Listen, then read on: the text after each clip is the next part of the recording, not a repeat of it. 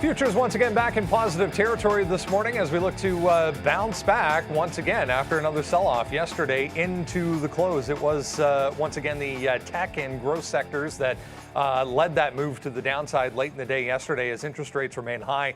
Just watching the initial jobless claims, weekly jobless claims just coming through here.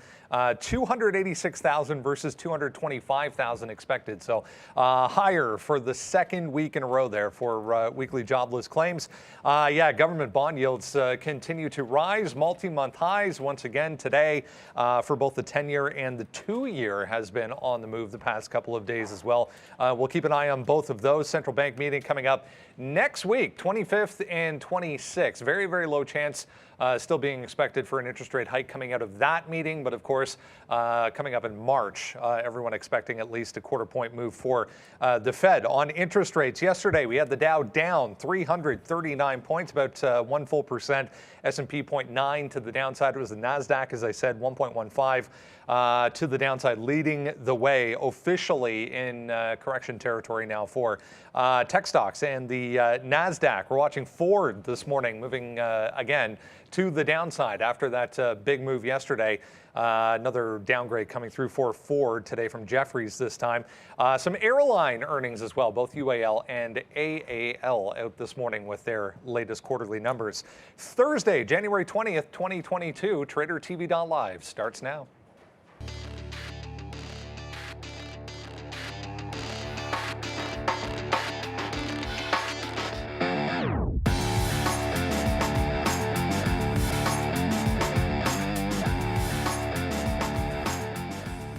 Yeah, there we go. Look at how things are shaping up so far.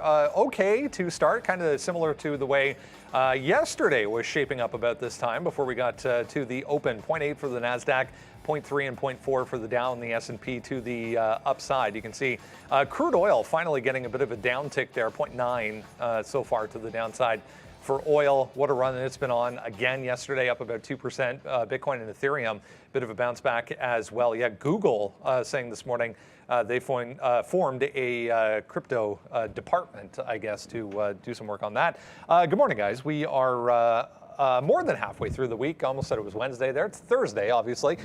Interesting days shaping up once again. We got those weekly jobless claims higher than expected 2 years in a row, or 2 weeks in a row, I should say. The 10-year as well, back to almost 1.83. So we're still in that kind of wait and see approach, I guess, ahead of not only next week's Fed meeting, but coming up in March as well. Yeah, good morning. It feels like a let's do it again. Okay, so we're slightly up in the morning. Following week market, ending at the lows, and can we hold on to some of those gains? Another thing, and welcome everybody in. There's obviously a lot moving here today. There's some earnings that we're going to be getting to, talking some of the EVs as well. The Chinese listed names are making some moves, but DBGI, because that halted literally like a couple of minutes before we got on air here. It looks like they're picking up Sundry, women's lifestyle brand here. Anyway, Sundry, 20 million. Revenue company, 4 million net income last year, but that's the news on digital brands here. Looks like, I mean, I didn't see yet a reopen time, but you can always check out that Hull page just to see if you're watching digital brands. Yeah, they haven't set a quote resumption time, but the news is out. They're making an acquisition of Sundry. So we'll see, probably going to be open. I'd assume it's going to be trading before the open as the news is already disseminated. We're already one halt in a name that we've been watching at least a couple of days this week, and DATChat. Big news there for the big move for them, I should say. Already early in the AM making some impressive gains, although I noticed just pull back a little bit. That's today? Okay, yeah, let's look at this, because I haven't looked at any of these little low float names yet today at all. Yeah, a little bit of a move, 15% is good. We'll see where that goes. AMD today as well on the watch as that's making a move to the downside.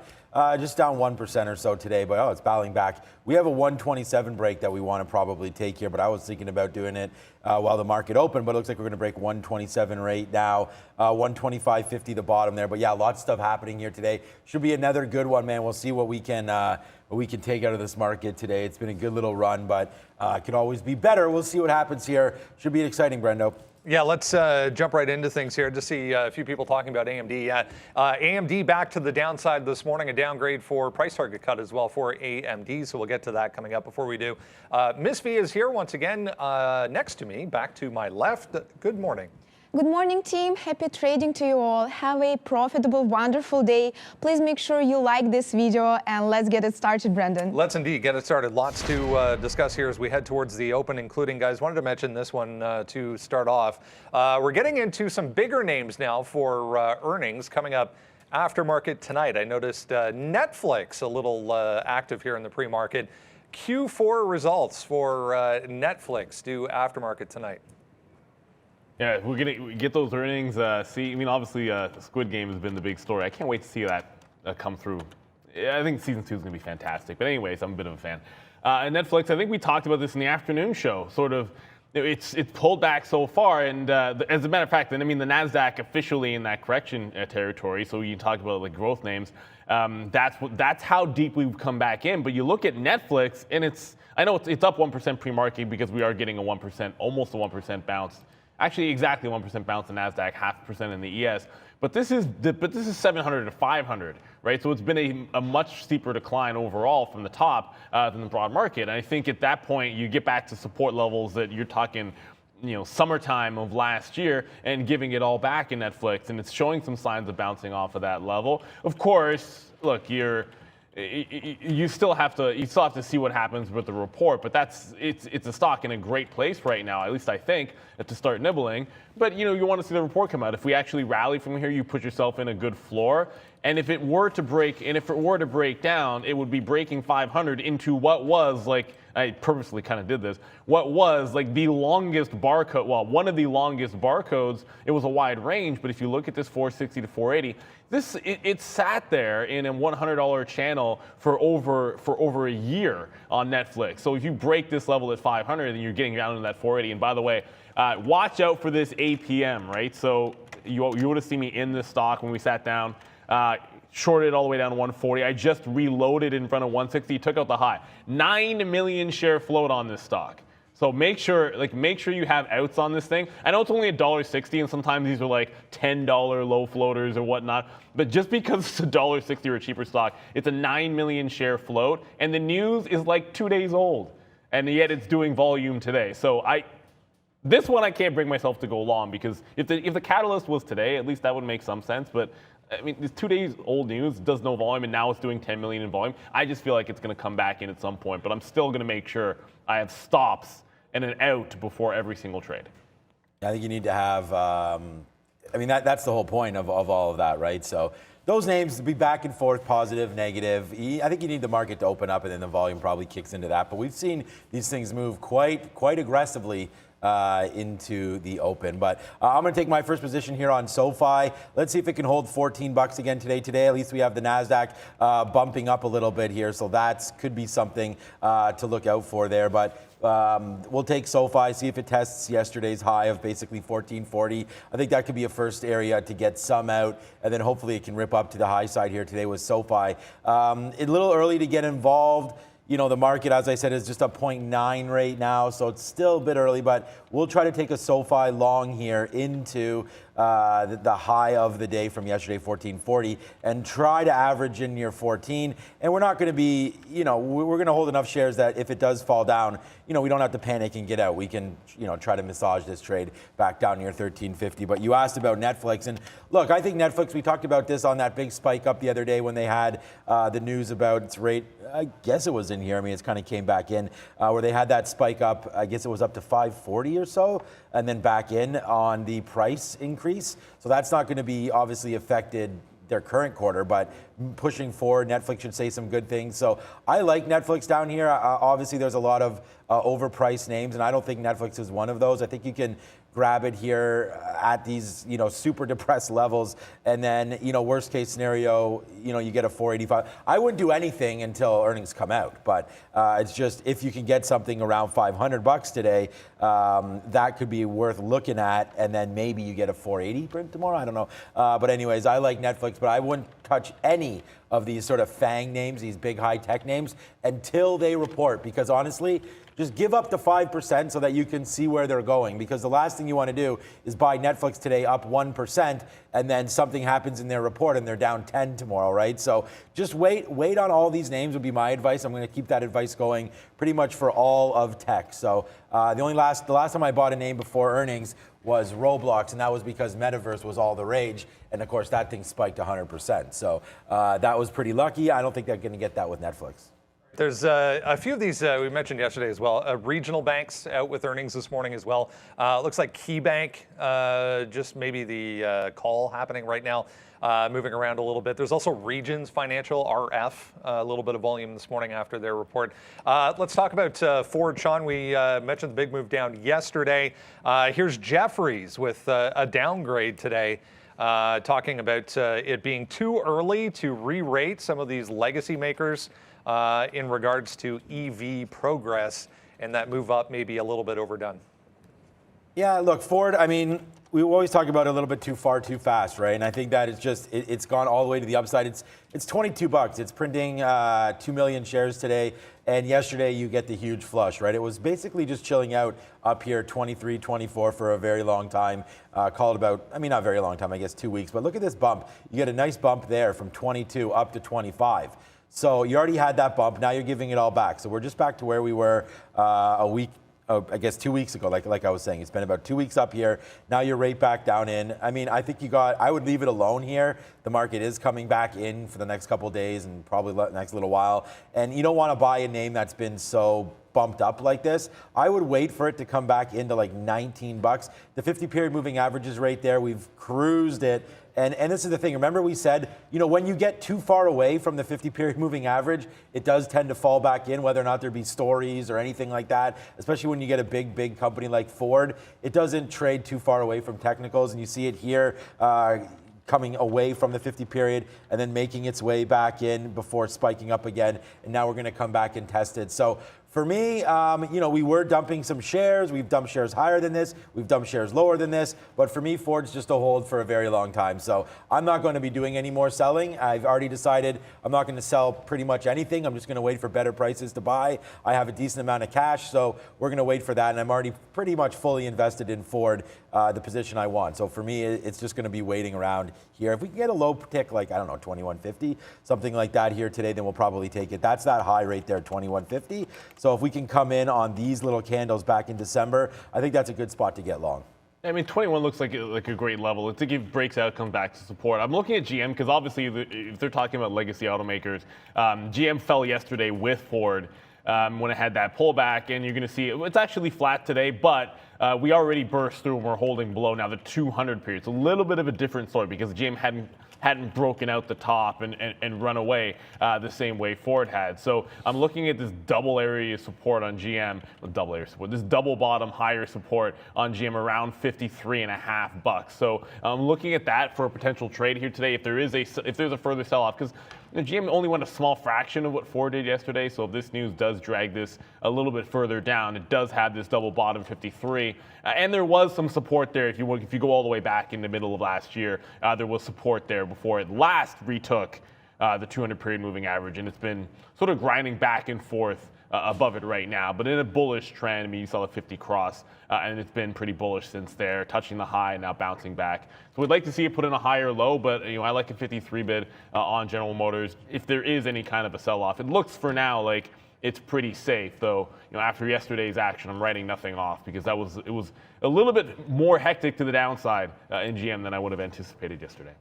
All right, happy to have our friend Luis Barbado joining us from Barcelona, Spain this morning. It's been a while since we've had Luis on the show. Great to have you as always. Luis operates the Day Trade the World trading floor over in Barcelona, Spain. Good to see you as always, Luis. It's been a pretty good start to the year here as far as opportunities and volatility coming back into the market. The only difference is it's to the downside this year, it seems anyways, with these higher interest rates and all things Fed on the minds of the market in general. Maybe to start things off, I mean, Happy New Year, first of all, but to start things off, how have you been approaching this kind of shift in the overall market? Happy New Year for you as well. I was not here for the last Thursday since it was a holiday in Spain.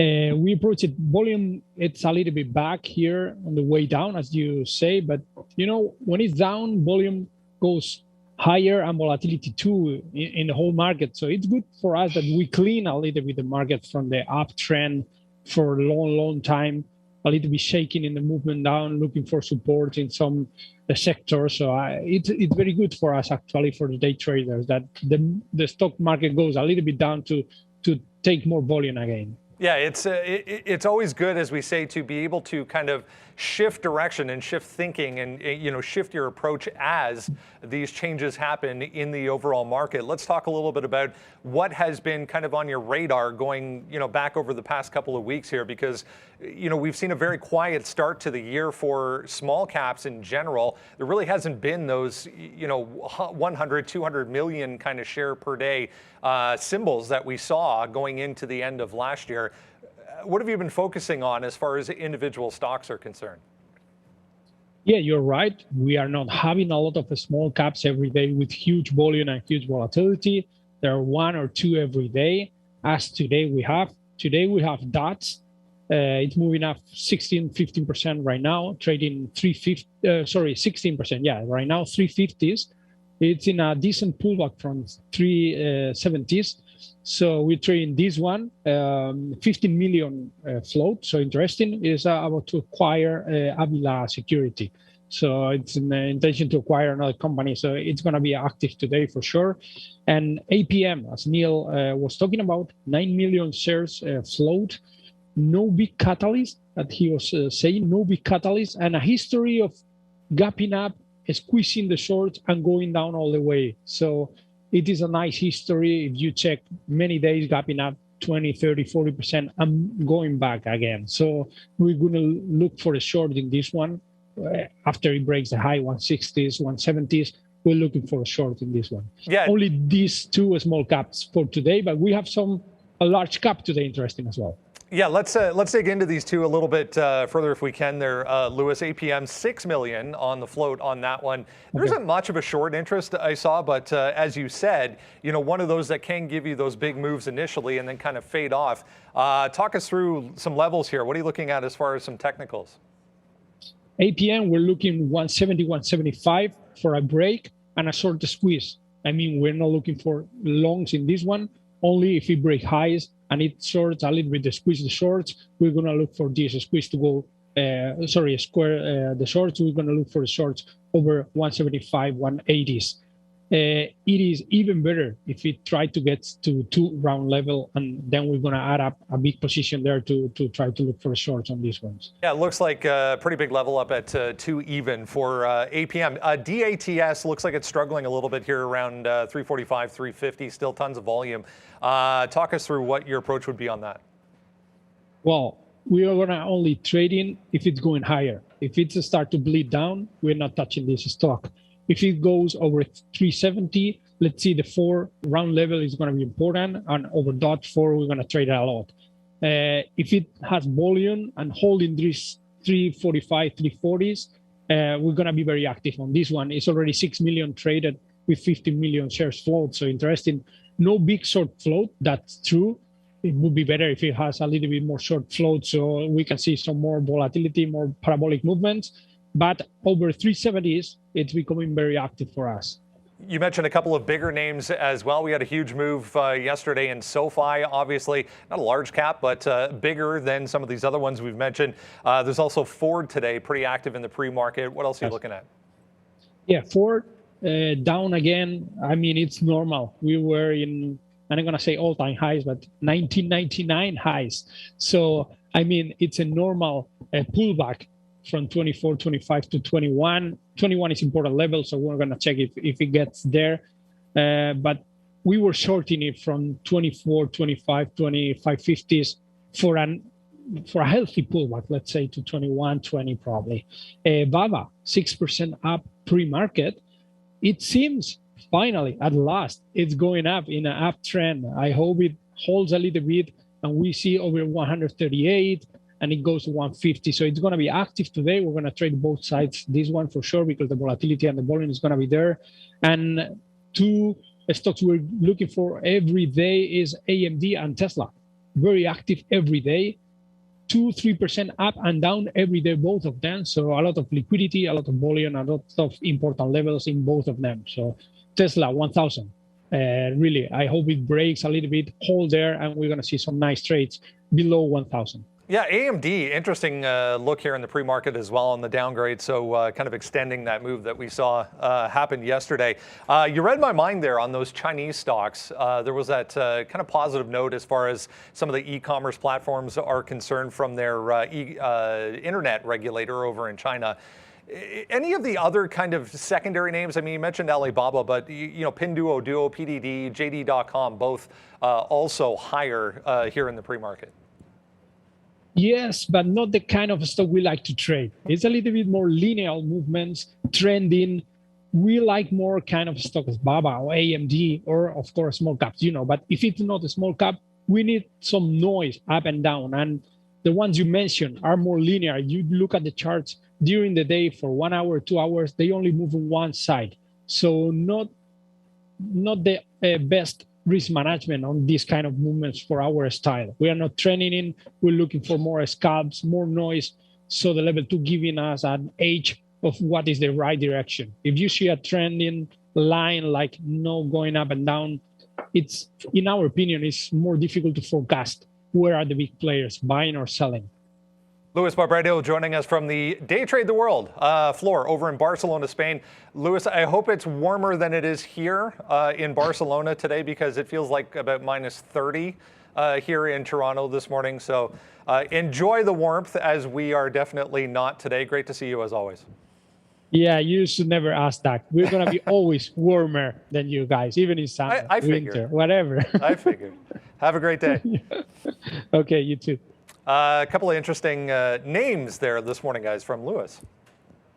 Yeah, absolutely. And it's all about sticking to what you like, right? We talk about not linear moves to the upside. You want like parabolic. You want a little more crazier action, and that's fine. Like I like trading Alibaba every now and then, but if it's not your cup of tea, it's not your cup of tea. And we say this all the time. Like, pick something that that fits you as a style that you can risk manage, and I think you'll be perfectly okay. But yeah, I mean, if you're a shareholder of Alibaba, the last couple of days you've been pretty happy, as we note that one heading back into the upside. But you know, like I'm going to take multiple swings. I think APM this is a stock. It's done 13 million. I'll probably be trading it multiple times here today.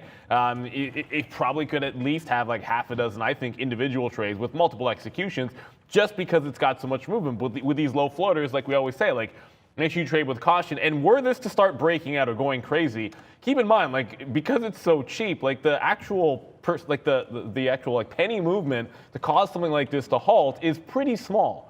Right? Like, if this ran to $2 from where it is, and this happened at the open, if it did it fast enough, you'd be looking at a potential halt well before it got there, because 10% is only about 16 pennies on a $1.60 stock. Either way, I'll be taking multiple swings at this one. The volume is gorgeous. And DATChat, same thing, right? Like, that's 6 million shares pre-market, and that's after the news came through. So I'm sure it might even pass APM at some point today. I wouldn't be surprised if it did.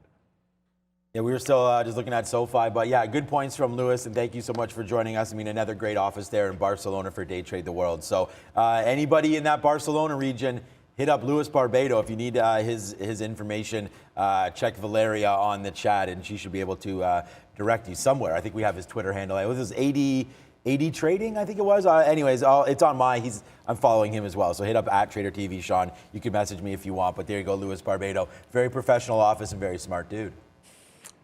All right, few analyst moves as always for you this morning. Here we go. Activision Blizzard, top of the list here once again this morning. There's PaySafe, Cohen with a price target increase. UiPath on here as well. AMD to the downside, Goldman Sachs, and how dare they? Citigroup cutting the price target on Microsoft today, guys.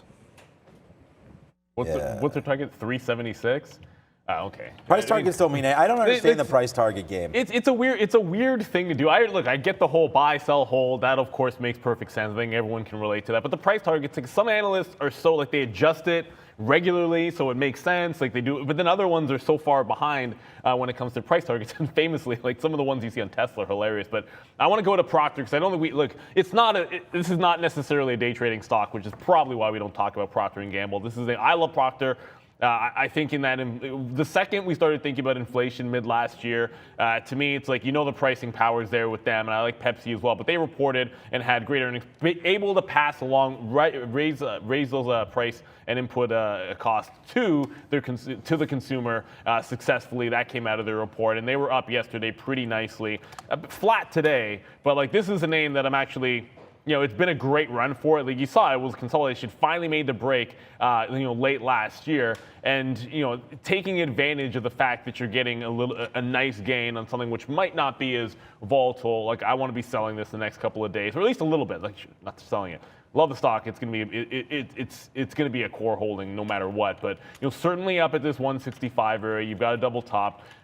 Earnings have come through. Decent opportunity to trim some of this. Maybe on Pepsi as well. That's done pretty well. But these are the kinds of names I think do well this year. But taking advantage of a run is not the end of the world. And we didn't cover it yesterday. That's the only reason I wanted to. And I think you can always be dipping back in at the 50 period if it were to get back there. Although I'm likely to be still in love with the breakout price at 150 even.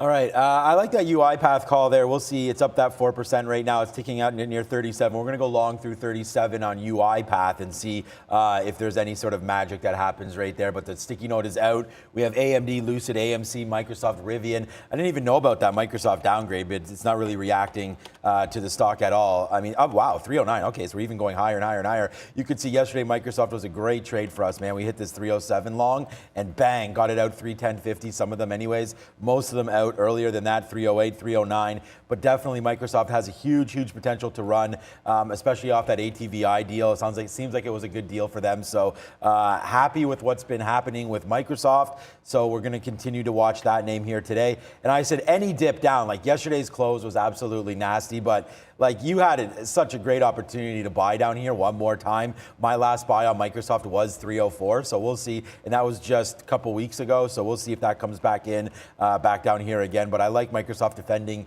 this 300 level. It's on the sticky note for anything back in. So I don't know. I mean, I could put a stink bid down here like 307. Maybe that's something that we should do. But right now it's just bouncing around. I'm a little bit nervous with the NASDAQ up that 1.3 or 1.03%. So I don't know. There is room for pulling back here. So let's put a stink bid in for Microsoft around 306, 307 and see what happens and then not get out of it. Like, let's not just like get into a trade and then get out right away. We've got to let these things settle down. And I think the NASDAQ's due for a little bit of a bump. It's never a good sign when we finish so horribly, but today seems to be bucking that trend. And it looks like with a lot of these big NASDAQ names starting to go up to the upside, NVIDIA, I mean, I'm already into SoFi. It's nice to see Microsoft here. And let's check out, what is Apple doing here again? Oh, wow, 167 Apple. Ugh. You know what I was thinking? Actually, I might just get out of all of my Apple right now. Obviously, we've missed the high. We've talked about that, and I said it right here on the show. Every single time, when we hit 1 trillion, we went down 20%. When we hit 2 trillion, we went down, I think it was 30-something%. And then now we're hitting 3 trillion right here, which was hit. And now we're already back down here off that 3 trillion level, 10%. So Apple's already retraced back down and cracked just yesterday the 50-period moving average. So if you really do think that there's doom and gloom coming for the market, I know a lot of us hold Apple. I would sell, and I'm seriously debating doing this. I said that I would never sell Apple, but I was thinking about it. Why not just sell all of my Apple and then, if it comes down here, great, I'll rebuy it. But I'm already in ETFs and things like that. So Apple's already such a huge part of said ETF. So if you sort of wanted to simplify your holdings, you could kind of sell all your big tech like a Microsoft, like an Apple. They're already so heavily invested in the Qs, or a big part of this Qs. So you could get out of these names, watch the market, and then just buy the Qs back if that's something that you wanted to do. So I don't know. I'll let you know if I'm going to do that. Maybe a little bit of a spike up to like 170, 175. I may get out of Apple and then just hold cash and see what happens. Because honestly, if Apple takes out all-time highs and I'm able to get out like at 175, I can just get back in at 184.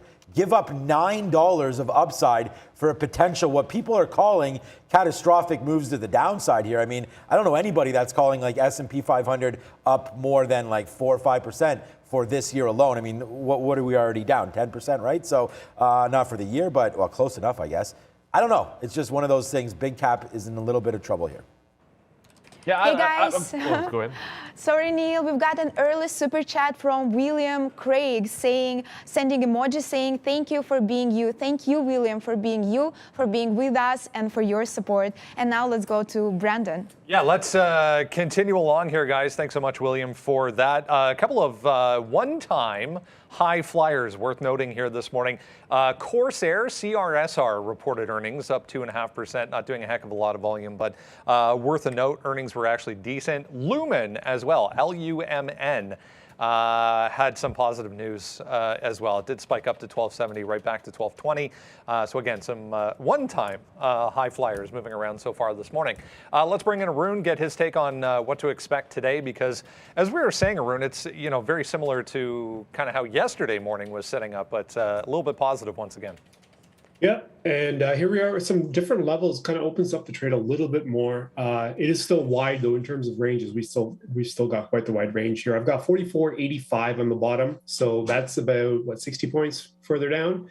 And up top, I've got 46.20. So you can see how wide the range is, right? So what we're going to have to do, or what I'm going to look to do, is once we get into the 45.80 mark, if we can get there, I'm going to start looking for some shorts. If we can get down below 44.20 or 45.20. 45.20 is the level I'm talking about. If we can get below 45.20, then I'm going to try to find a long there with 44.80 as a stop. Anything in the middle is going to be a tricky situation because NASDAQ is sitting at the 200 DMA, which should bring some activity. But the S&P sitting underneath the 100 DMA, which means they're in conflicting situations right now. So I don't want to really participate in either one until we get a directional move, either whether it's to the upside or to the downside. But I don't want to be trading around these 50s. I want to see some movement, either, like I said, down below 45.20 or towards those 45.80s. At least at that price point, you can actually see the levels a little bit more clearer. There's more likely to be a move towards the other direction if you were to catch a trade. But at this price point right now at 46.5, I'm not going to step in. Markets are up just on over 1% on the NASDAQ side of things. So it's going to be a waiting game, just like yesterday was. It's going to be a waiting game. If we can get to certain price points, you make the move. If we sit anywhere in the middle, you just kind of stay away and wait for the market to make a move. Stuff. Thanks, Arun. We will check back in again tomorrow morning. Let's get into what is moving around individually. That's a link to the watch list, guys. Miss V has that for you in the chat if you need it. Absolutely free every single morning.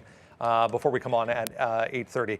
Let's talk about Ford. We mentioned it briefly there to kick things off, but back to the downside. Big move down yesterday for Ford. Jefferies out this morning with a note on Ford, cutting their price target, saying it's tough to reevaluate some of these legacy automakers in regards to where they are currently as far as EV plans and EV production is concerned.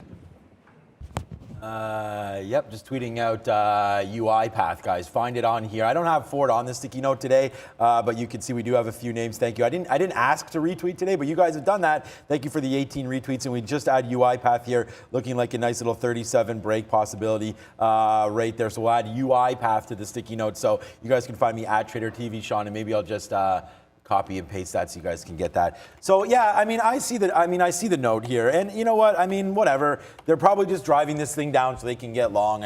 It is what it is at this point with Ford. We've already seen the movements. It's already been a monster trade. Nothing but love up to the upside here for Ford. So it just continues to rock and roll. We've talked about maybe a level here at 21.50. I think we'll try to defend that one.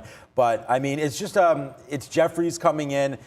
I don't know. Is it premature that they're going to be a monster player in the EV space? No, I think they are. I think they're going to sell probably just as many cars as the next person. I don't think we're going to be at any sort of Tesla level, but Ford with the F-150 they have. I don't really need to talk about this, do we? Ford, what's wrong? I must have changed my font there. The Ford F-150 is going to be and continues to be the largest truck for sale in, where is it? Oh man, I don't even have my 20-minute chart up. Something's wrong with my charts today. The largest truck, or the most bought truck there in the US for many, many years running. Now they're electrifying it. It's going to come out. It's going to be hot fire. Obviously, yesterday's movement on the downside, we saw Kathy Wood come out and say, this was a couple days ago, that she thought the same thing, that it was probably overdone. But again, she's just buying new names, right? Not old names. And Ford's an old name, but they have new ownership, led by a new CEO. We'll see Farley. We'll see how, where he takes this. It's been a great story Ford. And yeah, sure, it's run like mad. I mean, let's not forget about where this thing came from. A year ago, right, where we started, I mean, we started buying it well before a year ago, but, you know, this name a year ago was $8. Okay? So, I mean, 8, 16, 24, you know, you go 3x in a year. That's not too bad on a company that, like Ford, if someone ever told you Ford is up 300% in a year, what would you do? And then I said, oh, well, now it's only up 250% in a year, right? And then would you be crying a river? No. So I think that we have to be happy with the gains we've gotten Ford so far. Have we been trimming? Of course we have. It's well away from its 50-period moving average. It's making a move back in. I think Ford is about as safe as it can come right now. I mean, where else are you going to put your money, right, in the EV space?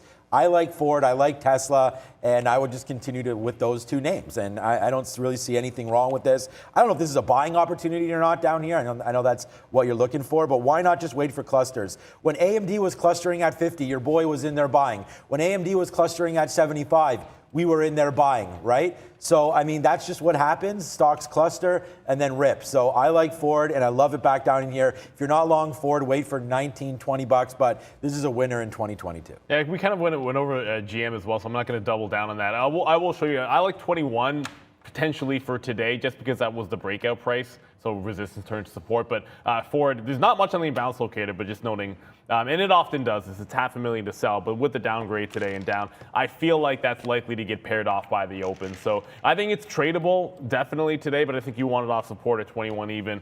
I'm not really looking to fade that because it fell so far yesterday that I can't see shorting it. Like there's not really actionable levels until you get much higher in terms of a day trade to the other direction. Yeah, my apologies there, guys. I said cut the price target. They actually raised the price target, 25 from 20 for Jefferies on Ford.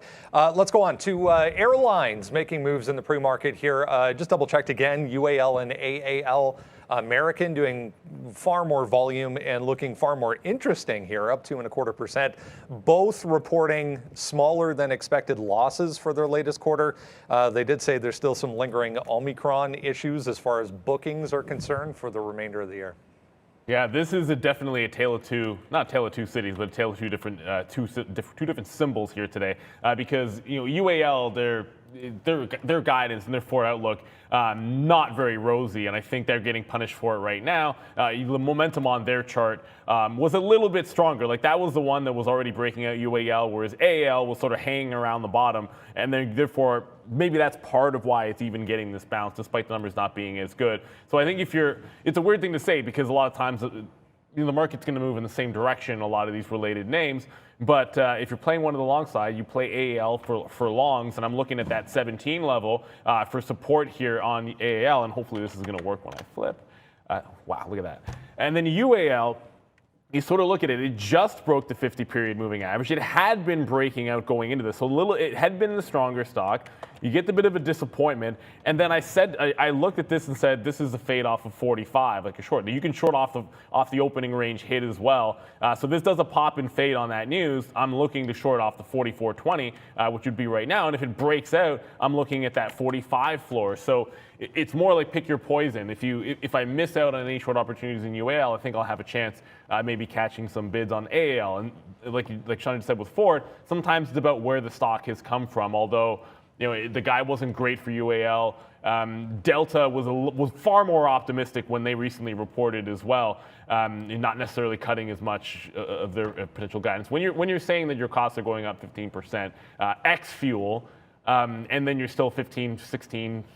Close to 20%, 15 to 20% below pre-pandemic levels, which they thought they would be able to get to when it came to demand. So it's not the greatest look for UAL. That's why I want to be sitting on the south side of this one. And if I do try to find a long, it's likely to be in American, not United.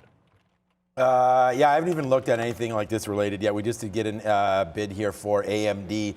We're just looking at these names. We got another bid here at 126. So let's see where we can go with this one on AMD. It did flush down a little bit there on news. Not on news, just on a flush. So we take that bid there at 126.11 and see what happens here.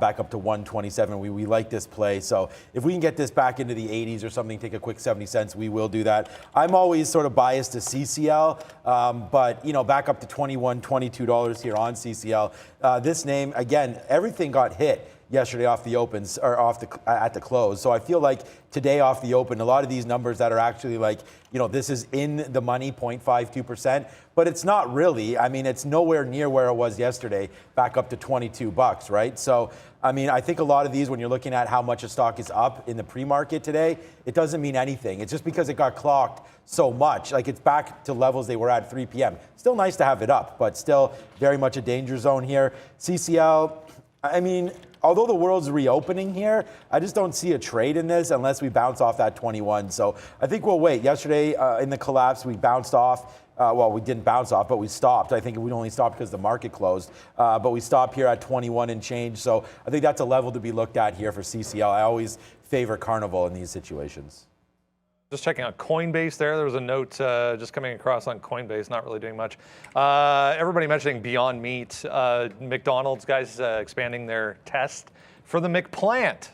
So up here 8% on that little note from McDonald's, guys, on Beyond Meat. I think they had like a jerky thing going on.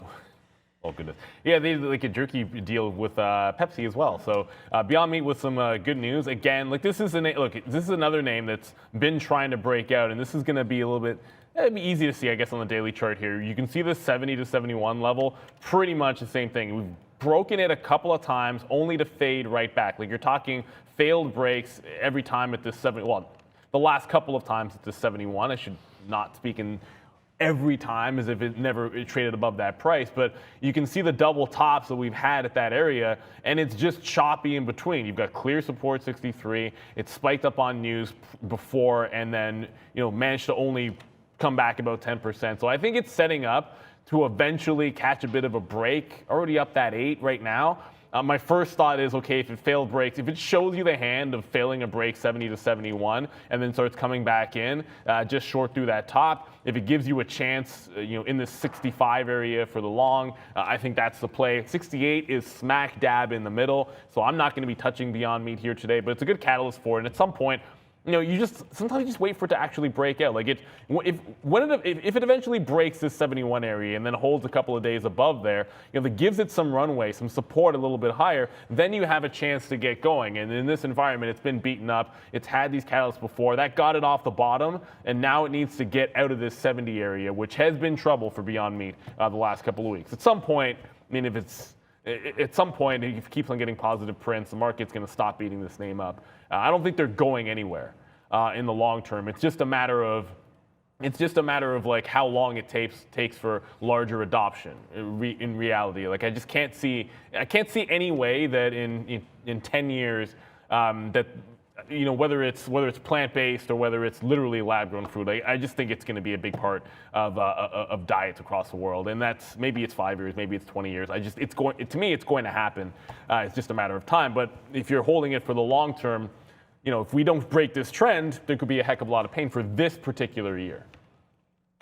Yeah. We already talked about Beyond Meat short interest, so that's going to be obviously a big deal. There we go. I think we've got the charts fixed out a little bit here. Yeah, so Beyond Meat, they did have that big short interest in it. We can check out to see if that's still there. I believe it is. But Beyond Meat already did have that spike on that short interest report, and then it came all the way back down, and then it gets that spike again today. So Beyond Meat is about to break out. So it's 70, what is that, 71 bucks? What are we at now? 68. So we got to take out this 50 period and then take out 71, and when you do that, you start to fly upside. So I was fixing the chart, so I actually missed the story there on Beyond Meat there, Brendan. So what was there something that just came across the wire? It's expanded. The McDonald's thing is expanded.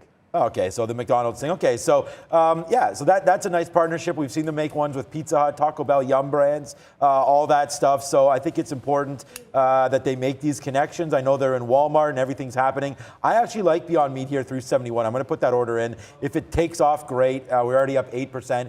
Could go even higher. So I like a break here of Beyond Meat, but maybe even better than that, man. Maybe you can even get a 69 break here off the open. So definitely something to look for. But Beyond Meat, I like it at these levels.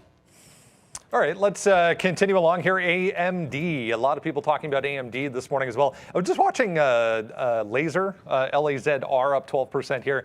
They announced earlier this morning that they were teaming up with Daimler on some news for LiDAR sensors, but they also announced a mixed shelf offering. So we were up here at 16. The offering comes out. It goes right back to 1480. But trying to hold here for LAZR. Volume high on that as well. But let's talk about AMD. It was Piper Sandler cutting to neutral for AMD after its huge run up as well. Back to the downside again. Huge move down yesterday for this one. To me, I look at what happened with ASML yesterday, sort of strong earnings for ASML, then pulled back in. They're up today about 3% and dragging most of the space with it. So if I see a double bottom like this, like look at the V-shaped bottom. That's 125 and then clean into a couple of sessions, a 10% bounce back to the upside. And we're right back at the same level. So it's long in front of that 125. And then just, I'm not saying it goes to 130 and 138 in a day, but ultimately, like that's what happened last time. I expect that you can get a bounce easily of about $5 as long as that level is able to hold. So I'm going with the long. I might have been seeing a different tune if ASML had gotten pummeled, had a bad earnings report, disappointed across the board, and was breaking down below 700. That might be a little bit of a different story. But I sort of see everything else turning around in the chip space, and AMD at a double bottom. So that's long in front of the bottom in my books.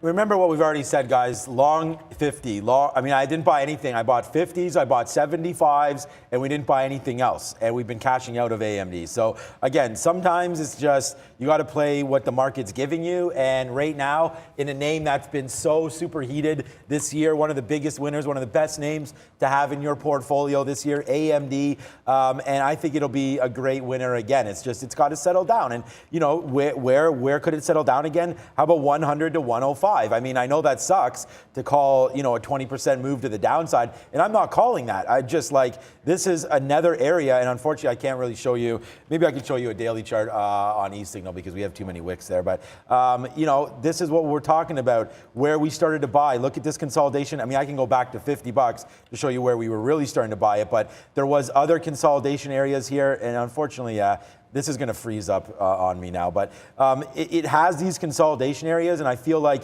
down here is another one. It was just so choppy up here, AMD, that it doesn't really have much choice, in my opinion, but to sort of head back down into this area, especially if you're going to get some negativity coming through on the NASDAQ. So for me, for AMD, it's still going to be a buy, but not at these levels. It's got to be a little bit lower. I like everything that they're doing at AMD. I mean, they've really past everybody. I mean, Taiwan's been doing great this year so far in 2022. AMD hasn't been doing that great, but I love AMD down here for a day trade. We're already long 126. It's at 126.50. It's already a 25-cent winner for us here. But look at this 125.50 area. That's a level for me to be concerned about. And I still do think that we take out this 127 on open. We're already long.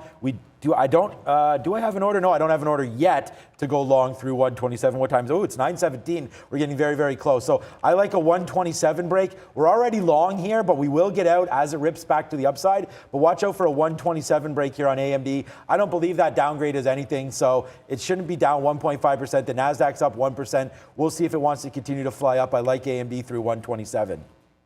Just quickly here on Luminar, guys, a couple of people asking about this mixed shelf offering. So it's $220 million on a mixed shelf for Luminar. So that was that down tick. So we had to move up initially on LAZR on the Mercedes Daimler news and then back down on that. So heads up for Laser still. Pretty active here in the pre-market. Let's keep going. SoFi, big news yesterday, big move yesterday. We're trying to hold pretty important levels here around this 14 area that we were talking about yesterday, guys. I'm just moving the range up from yesterday. 1325 was this price area here. Like it held several times. It's a bit of a range. It did wick above to 35, and that held as a bottom in yesterday's action. And then I'm moving up to this cluster here, and this cluster is about 1375 with the afternoon support down at 1365. So I'll be on the bid on SoFi. They got the bank charter. It's also forming a pretty solid wedge up here. I mean, you had these tops that are at 14.50. You barely broke that by like 10 cents. So you're still in this range of forming a wedge right up around that 50 to 60 top, which sets you up for a breakout as well. But initially, I'm looking dip buy into these my bids are at 70s, mid 70s, and then mid 80s in front of that 65, and the breakout has to be 1460. Although you can be forgiven to just say it's 1450 and not split hairs about it. I'm looking 1460 is yesterday's top, and then it's got some definite room to 25s, and then from there up to $16. Good news for them, like we said, the bank charter. It was a sell the news event day one. Up again today. I think we actually settle a little bit higher on the path to breaking this wedge. Yeah, we're already long SoFi, and we're doing the same thing. We're going to buy it all the way down here. We were trading this thing yesterday. Unfortunately, it doesn't show, but yesterday was a good money making opportunity. And here's what Neil's talking about. They get the charter down here at $12, rips up to 14. And it kind of settles down at that 14 level. Besides a huge tank. Remember what I was talking? I still think SoFi's real level is right around here, 1420. So that's right where we're opening. So although SoFi is showing up 3%, right? Like that drop down there at the close just killed everything. So I'm kind of trying to look at stocks about 3:30 timing here. Obviously at 2:30 we were down at 1380. So it is a nice move back up to the upside. But I'm trying to discount that late move in the market. A lot of stocks obviously got killed down there. So that's why I feel like today's open is a little bit, I don't know. I don't feel as strong about the open as I probably should be, as I normally am. I feel like that up 1% there, the way the NASDAQ fell at the close, and up 1% is not. It's still really good. I mean, it's better than down 1%. Let's make sure that that's clear. But at the same time, I'm a little bit nervous, which is making me think now that I have this nice winner on AMD, maybe I should take out this first 40 cents or whatever on this name, and just in case we do flush a little bit here at the open. I am debating doing that. But for SoFi, yep, it's a good one. And I like AMC, which I just flipped over to for some reason. But I do like SoFi down here at 14 flat. And then, I'm not getting out of this. So if this comes all the way back down to 1350, so be it. We reload more and more and more, and give us some more SoFi guys today, because honestly at some point it's going to have to go upside. So we're going to wait for SoFi. We are on AMD. AMD just broke a little bit higher, it looks like here, through to 68. So I am waiting at 80s. Let's see if we can get a nice win. I mean, I might just take this 50 cents right now. Bang! Start the day off with a nice little bang here. Let's sit on the offer. If we get printed, great for AMD. But right now, it's starting to make a little bit of a move to the upside. So I think we've got to take advantage of this, as I am a little bit weary of this up 1%. It's an interesting look here for the overall market. Some of that strength coming from some Chinese names this morning. We'll move on to Alibaba. Lewis was mentioning this when we were speaking to him earlier. 6% here, trying to hold pre-market highs as support right now for Alibaba. There was a note from the Chinese internet regulator. So there was rumors floating around that they were going to have to file for approval when any of these companies wanted to raise more money or get any kind of investment.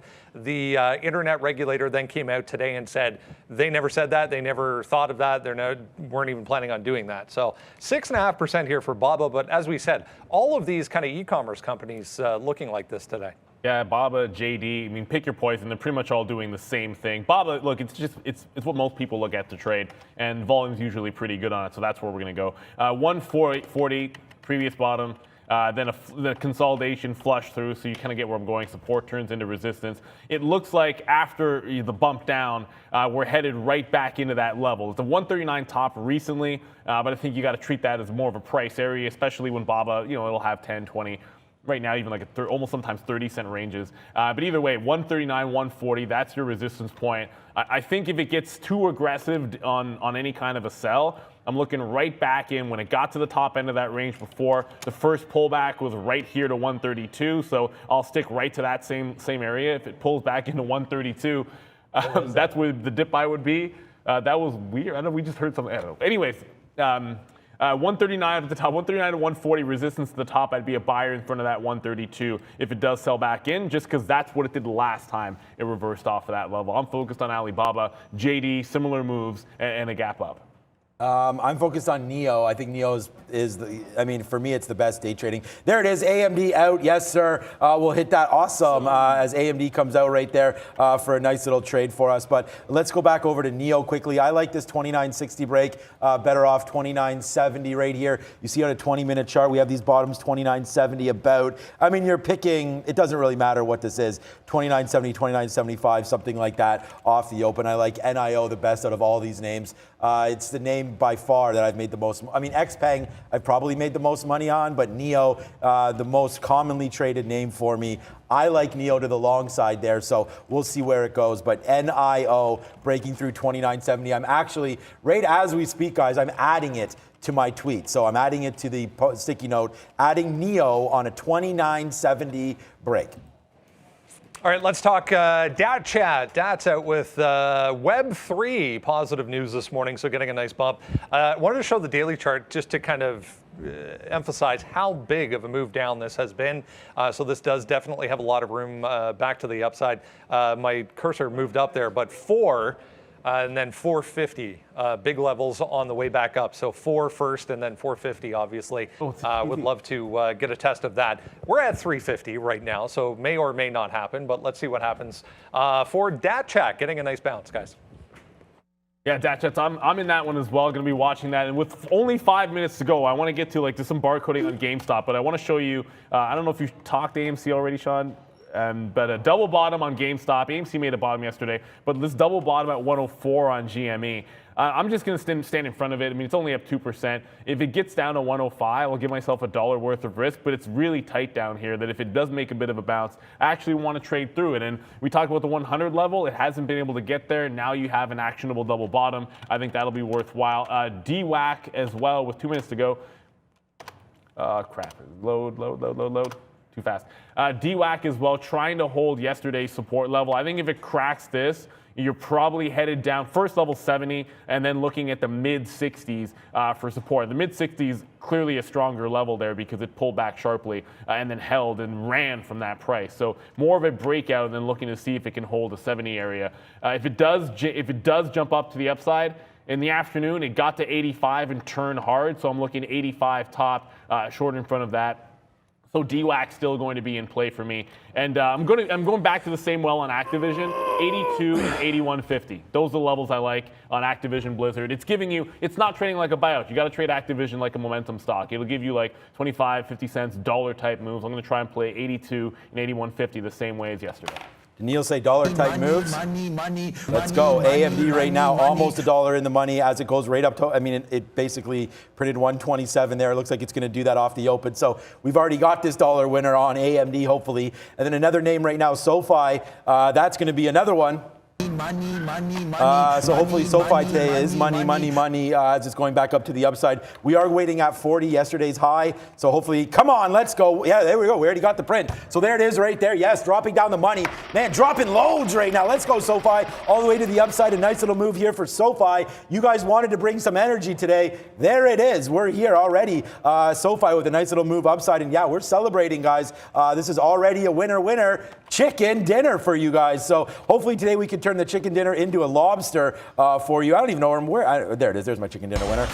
We'll hit that for you. Already, guys, 70 cents in the money on AMD, 16 cents in the money on SoFi. And not only that, we gave both these trades directly to you. So we're trying to like trade our book here, trade what we're talking about with you guys and give you some nice little winners there. AMD, someone talking about Palantir as well. What's up, Henry? I see you keep talking about Palantir on the chat. A nice move here for Palantir today, up 2%, outpacing the market. But again, yesterday on Palantir was kind of wild. We had some nice trades early on, then lost on that last attempt to hold. But look what did hold, man, 14.50. So we're going to wait down here for Palantir, see what happens there. But look, exactly as expected, man. The NASDAQ comes screaming back to the downside as expected. We called that as well, which is why we got out of 2/3 of that AMD trade up here. So we'll wait. And we also got out of SoFi. Well timed out, I feel, on that one. Just back to yesterday's high. So we get that 14.40. I still think it rips pips up here in rocks. And there goes UiPath, new position alert right now for UiPath. So this name, we talked about it on a 37 break, but of course it gets clocked down here. It's only 35,000 shares, comes to the downside. We'll see where it goes now. UiPath, we're in that name as well. Yeah, just getting a bit of a bounce in two names. One, DWAC through 80. Remember, 85 is that big resistance from yesterday's action. UAL popping up to 44.50. I'm sitting in front of that 45 level in case it makes that pop and fade type trade. I just got the first lock into Activision at 82. Sorry, in front of 82. 81.50 is the other level on that name. And quickly, what was the last one I wanted to come back into? Yeah, it was Vinco Ventures. Again, it's been a runner for the last couple of sessions here. I don't want to completely ignore it. Yesterday was the first day that it was a short. I'm looking at the head and shoulders that it put in here. This top at 475 in the afternoon. If it can't get through that, I think it's still going to be a fade. It's got support at 380. So this is the 380 level here on Vinco. From there, 330 is the next level down. But after yesterday's first day of selling action, it has yet to make what I think is a good consolidation bid. I'll be looking for that at 380 or 330 on BBIG. I think with 40 seconds here to go, Ms. V is going to be on the bell. Yeah, I mean, no significant imbalances. Ford's likely to pair off there. It's not hump day. It is Thursday. Right now, the market is still green, which means I should not bet on it remaining green, and that means we'll stay that way. But already into multiple names. I got DATS, APM, and of course, look at some ATVI as well. And Sean already in SoFi. Lucid. We've got a new position here on Lucid. 41.50 already broke, so we took that off the early trade there. So off here, Lucid. We're also looking at Rivian as well, possibly long through 72. But we're already in a lot of these names. So let's see if we're ready to rock and roll. We're going to average into this one with only 4 seconds left. 3, 2, and 1. See, that time was... There it is, already cashed out some right there on UiPath as it goes back up to the upside. We'll see where it goes. There's UiPath again. Bang, bang, bang, bang, bang. It just keeps on coming. Timber goes the NASDAQ temporarily. Let's see what UiPath does here. Breaking through 37. We already got this nice little long. So breaks through 37. We're going to go longer right now. AMD, bang, through 127 right there. That's another one. We're already on it. It's Hot Dog Nation time. Let's go AMD. Yeah, and same thing as yesterday, ATVI. It bounces off 82. We get bottom wick all the way up to 82.40. So once again, it's just giving you like a free win as far as I'm concerned. I'm going to go over to Lucid. That was the other name that we sort of forgot about, but I'm not forgetting about it now because 42.50 was a big level, 41.50, 43.50 as well on Lucid. And that APM did get back into it. I said I might take half a dozen swings. It fell off the high. It's now consolidating, same price levels before. I'm short 159. That was that entry right before the open. Oh, hell yes, guys. UiPath. We add it to the sticky note, and there it goes up through 37. We got that nice long. How about AMC? How you like that one? Long 126.11. Long again 127 break. It's sticky note nation time as that continues to make a move to the upside through 128 maybe. Let's go Lucid. Let's go. Lucid's not doing anything. Let's go AMD as that's starting to go back up to the upside, man. Again, it's 9:32, and guess what? We could be all done trading, but we're not. We're gonna sit here and trade for you guys as this name rocking and rolling AMD to the upside, taking out 128. Let's see what 128.50 maybe. Next call up on AMD, but mamma mia, there goes SoFi as well, all the way to the upside as we dig that 405. Let's take some profit on these names, guys. Yeah, I'm getting first look into Lucid as it starts to come back into the downside. I just got 41.38 in front of that 41.50 area. Got to make sure I'm trading more shares on ATVI because it did break 82 last time and gave you 81.50. I want to make sure I've taken my profit on that name before it makes its next move. I also got it, like I said, I got into that APM once again. It's right back below that low. It's now broken what was that 930 support area. Looks like it could be headed down to 144 where there were buyers before. So I want to make sure I'm getting out on the bid there. And then to DWAC, forget about 85. It goes to 81. It just fell $2. 77 is your support from yesterday in the afternoon. That's certainly a big level. And if you're, well, you guys probably aren't watching too madly on that Lucid. It's at 42. So it just came 41.50. It's already testing 42s. Bang! Look at Lucid, guys. We're already long, 41.50, as Neil mentioned. Boom it to the upside. Look at this. We're 5 for 5 today. UiPath, thank you very much. SoFi, how do you like them apples, SoFi? That was an awesome trade. What's up to Vivek? What's up to all you guys? You want the energy. Here it comes, right in your face, man. SoFi Rip City now for us as, yes, that's it, man. I told you, like, good thing we weren't done trading, guys. As the damage is not done yet, we're trying to make a lot more money already today. We're already up 4 times what we were up yesterday on this move. So big time movement to the upside today. Lucid, maybe we'll cash out. Look at SoFi, man. SoFi just continues to be an absolute monster to the upside. There's SoFi. Look at this, guys. 68s. Thank you so much. Neil, did you get that load at 14? That was like a gift, I feel like, all the way down to 14.05. I was on the north side, so the south side of 14 in the 80s. Didn't ever get it. Yeah. I just got into UAL, so I don't usually trade the airlines, but you get double earnings today. I think it's a short in front of that 45 area, so I just got it at 80. Sorry, we just got 80s, pretty much 79s and 79 to 80 on that really open pop. I want to take some out in front of 44.50. Then I want to get some out at 44.20 to the downside here, just taking advantage of like that quick, I guess, pop and fade trade. I wish I had done it in DWAC, but the airlines are set up today, so that's where we're going to make the play. Lucid looks like it's going to take that 42 level. I'm not letting it go through this. It's the same thing as yesterday. Like, if I'm making any Lucid short pops, it's in, it's get out if it's a loser, and then reevaluate at the next decision point, which to me, it's every 50 cents, not the evens. Who's glad we added UiPath? Who's glad we added UiPath? Let's go, guys. Let's give a shout out to Brendan. Why not? Brendan, the GOAT, in the building. All right, let's go. Neo in the building as well for Neo. Let's go. We love that view right now because we are on fire. El Fuego right now, up to $30 now for Neo as this name continues to go. We're out of, so SoFi, just to give you guys an update, man, I have 10% of that trade left. Do we just get out of some Neo here at $30 as we're bouncing around right here? We'll put an offer near 30. There it goes. Runs right through us again, man. Yes, this is like a carnival, and your boy is in the building. It's the People's Trader. We've got the motivation right here. Can't remember who made this for us, but we are in the building. Let's get ready to rock and roll. AMC as well. New position alert off 1825. So let's see if that one works here. AMC, guys. Yeah, and just got second leg on DAT. It's now about 50 cents in the money. Once it breaks, if it breaks 44 even, I want to be in that hold stage till the low of the day. Just went from positive to negative on UAL. Again, I guess it was already there in the pre-market. And then just coming back over. In Activision, I think you can trade this. Like, this is an actual real stock here. Like, it's not going to trade like a bout. It just gave you another chance to get that 82. I'm going to get back on the bid here because if it's just going to be throwing out like 25 to 50 cent winners off the open, I'm going to go back to that well every single time. APM continues to slide in the money. It's not falling off the cliff, though. I'm on the bid here at about 145. That's where I want that first leg to come in. If there's going to be a loser, it's going to be Lucid here, as I took the short in Lucid in front of 42. And it's basically holding 90s to 42 for the last like 2 minutes here. It looks like to me like it's going to make that break, though. Yeah, so the only trade, we're still positive on it, but the only trade that's really not doing much for us right here is this AMD long. We did take a break of 127, got it out at 127.40, reloading it down here right now, but we do know that we have a bottom here and AMD today getting downgraded, so we are very, very nervous about that one. We also do cash out of another big one here on NIO, take the long and bang that to the upside right there. Boom, nice trade on NIO as some of these Chinese names obviously battling today. So, but there goes AMD cracking through 125. Our last little stand here, we don't really have many shares, but we just got picked up there. So we got to watch out for this. Brendan, what's up? FUTU, guys, one of the Chinese names that was up big time in the pre-market here, straight back down. So we were trying to hold 51.5 into the open. There's yet to be a green candle on this, now 2.3%, but just absolutely plummeting for this one, guys. All right. Yeah, Futu getting absolutely crushed. AMD, where's my long?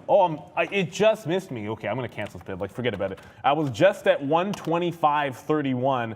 and just missed an entry, but it bounced off of 125.32, and that's at 125 level. So, I mean, I'm not going to split hairs here. Like, if I want to catch this on a bounce, and then I'm going to do it right here, right now on AMD. So that's a new position for me to the long side. Still not taking anything out of APM. UAL, the airline name, it just made a bottom right at 44. So spiked up, got to 44.80 and change, comes right back down. We take some profit. I'm looking for it to break 44 even here. Like, that's the name of the game. Like, can it continue the flush to the downside? And only because they were the other direction. I mean, AAL. I said I wanted to short UAL in a pop, and AAL would be a long if it broke out. AAL actually fell further, so I guess it didn't matter which one you shorted. You're definitely a winner if you shorted the airlines today. Was that Brendan? EHang with the move, guys. I saw a note this morning. I laughed at it when I saw it, but here we go. Through 18, apparently pre-orders for that crazy drone helicopter thing higher than expected. So EH getting a nice bump here today. All right. You know what? Enough is enough. Let's take that out. Bang! Right now on AMD. There it is. Yes, sir. Like, this is a good day, man. Wow. Right now is AMD, man. We reloaded that, and this is, you know, I told you guys this was our biggest position was going to come down here near 125. So we'll take that back out, and we're at the highest spot we've been at all day. Why?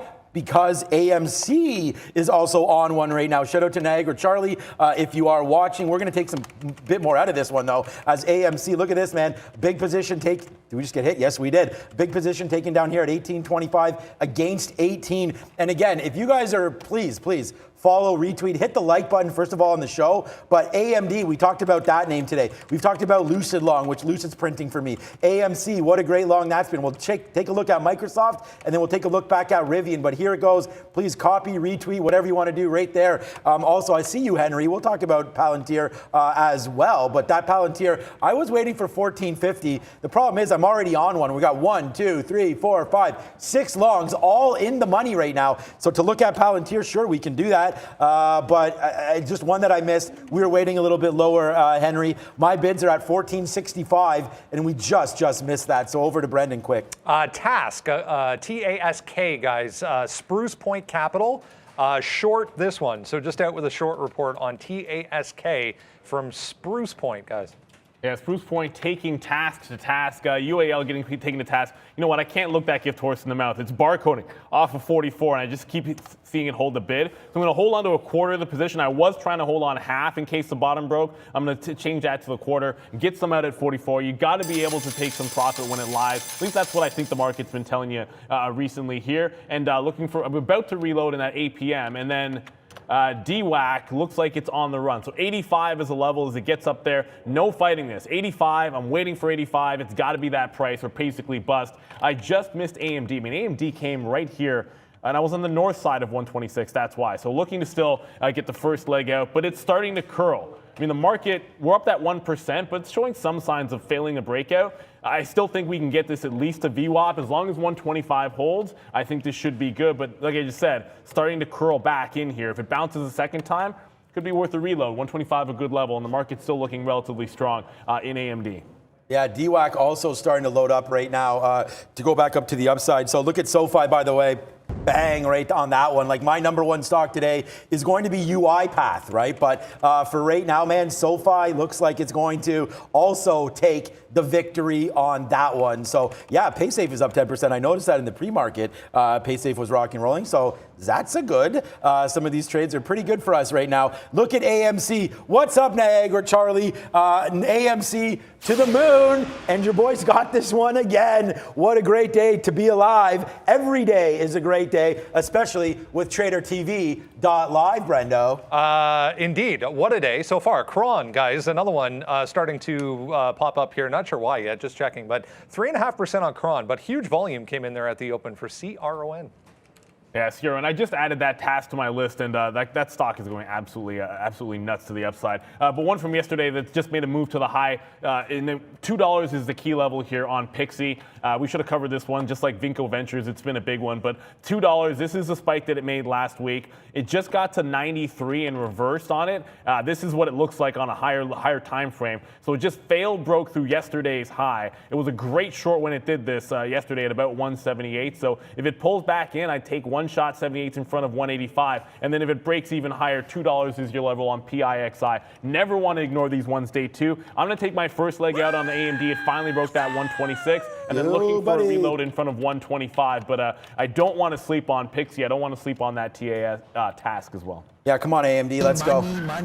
A big trade for AMD today. Yeah, it's already to the upside. We took it out the last time it broke 126. We got 126.07, which was pretty good. That's kind of where we're battling around right now. We just did get that spike up, and I am noticing I did add a 50-period moving average to this, and that's right where it bounced off of. So I think we could be disciplined here and probably take some out if it comes back up to that 126.30-ish area. But I just noticed the market still going upside. So AMD has room to go here, guys. So let's see if it does want to work. And then, I mean, SoFi's raining down the cash as well. But we need to find some new positions for you guys because, wow, HUD 8, a nice move up. So shout out to that. I put some money to work in HUD 8. You guys know that. That's a nice move to the upside as well. PaySafe going, Teladoc going. I mean, all these names, the ARC names are going. Roblox, a nice little name. We can look at Roblox right now. What about an 80 breaker on Roblox? Look at SoFi, man. 50 cents in the money on a big trade for me on SoFi, guys. That's really, like, I'm already up. Well, I mean, I'm still up the same. I'm up four times what I was up yesterday, and it's only 943.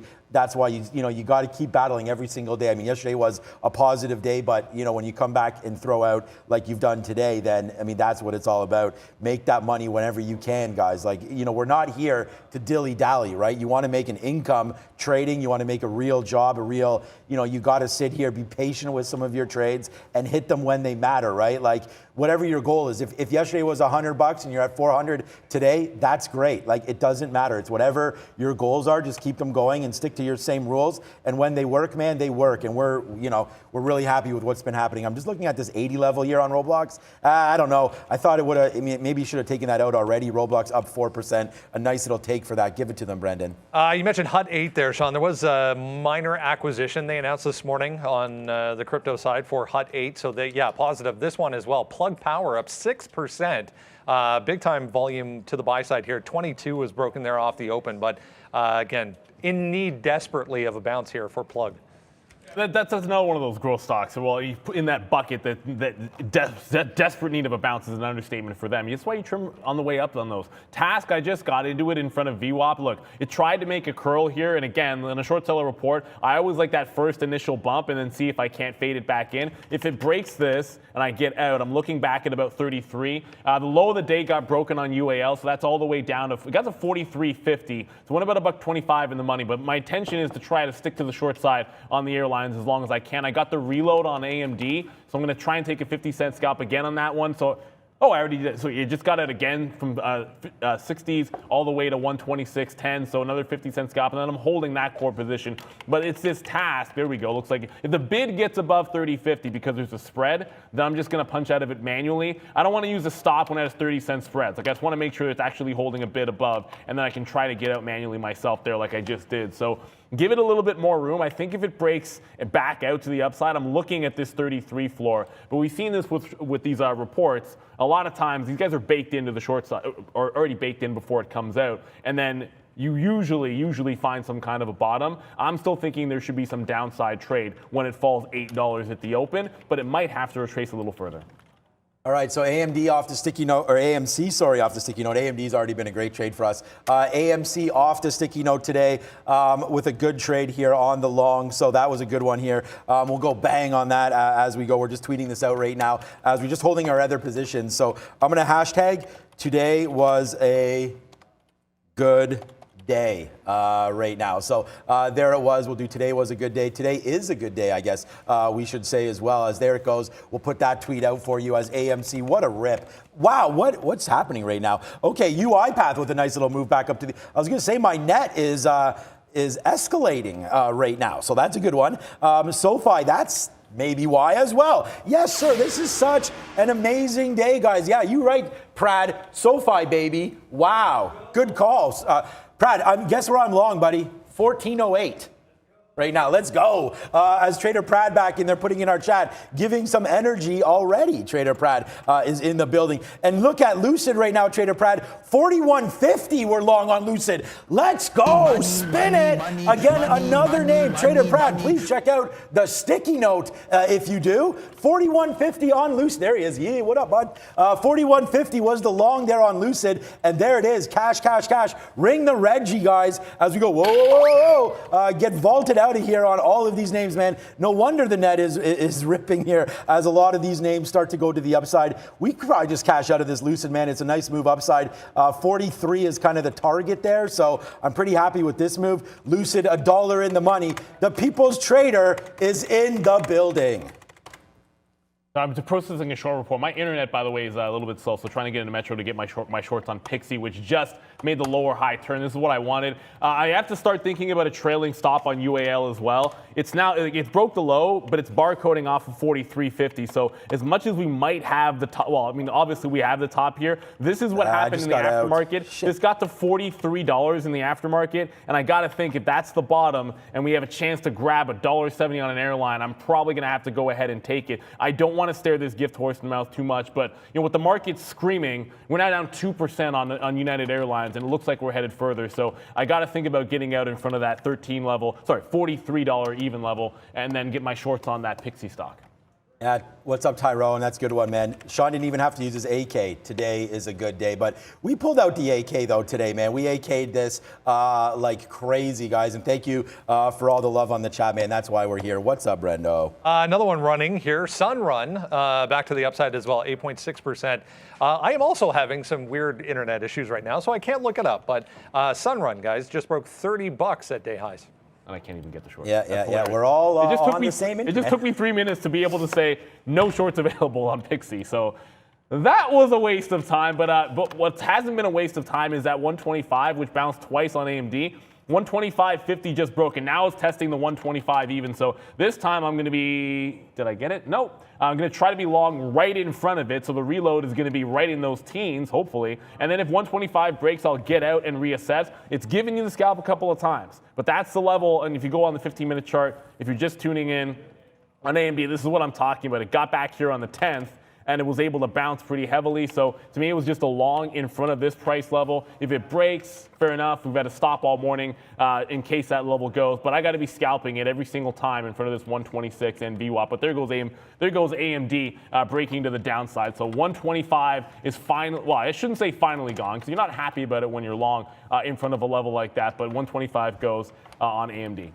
Yeah, we actually just went red on AMD, so we're going to have one red stock today. We're going to go 5 for 6 for you guys, as it now comes right back up, of course, and giving us a winner on AMD if we would have held it, but we didn't. So actually, no, not a winner yet. We went long right here, 125.40, so almost a winner back. Darn it, we got stopped out there breaking through 125, so that's just what happened there. We got to, like I said, man, we got to stick to our rules at some points, and there it is. So we're going to have one negative stock on the day here for you today. It's 950. It's been pretty good. There it goes, right back up to where we were in. Oh well. That's annoying. It snaps right back. It sucks, but right back. I mean, good thing we scalped out what we did anyways on that. So there it goes. But yeah, let's go AMC, man. We are still in this one.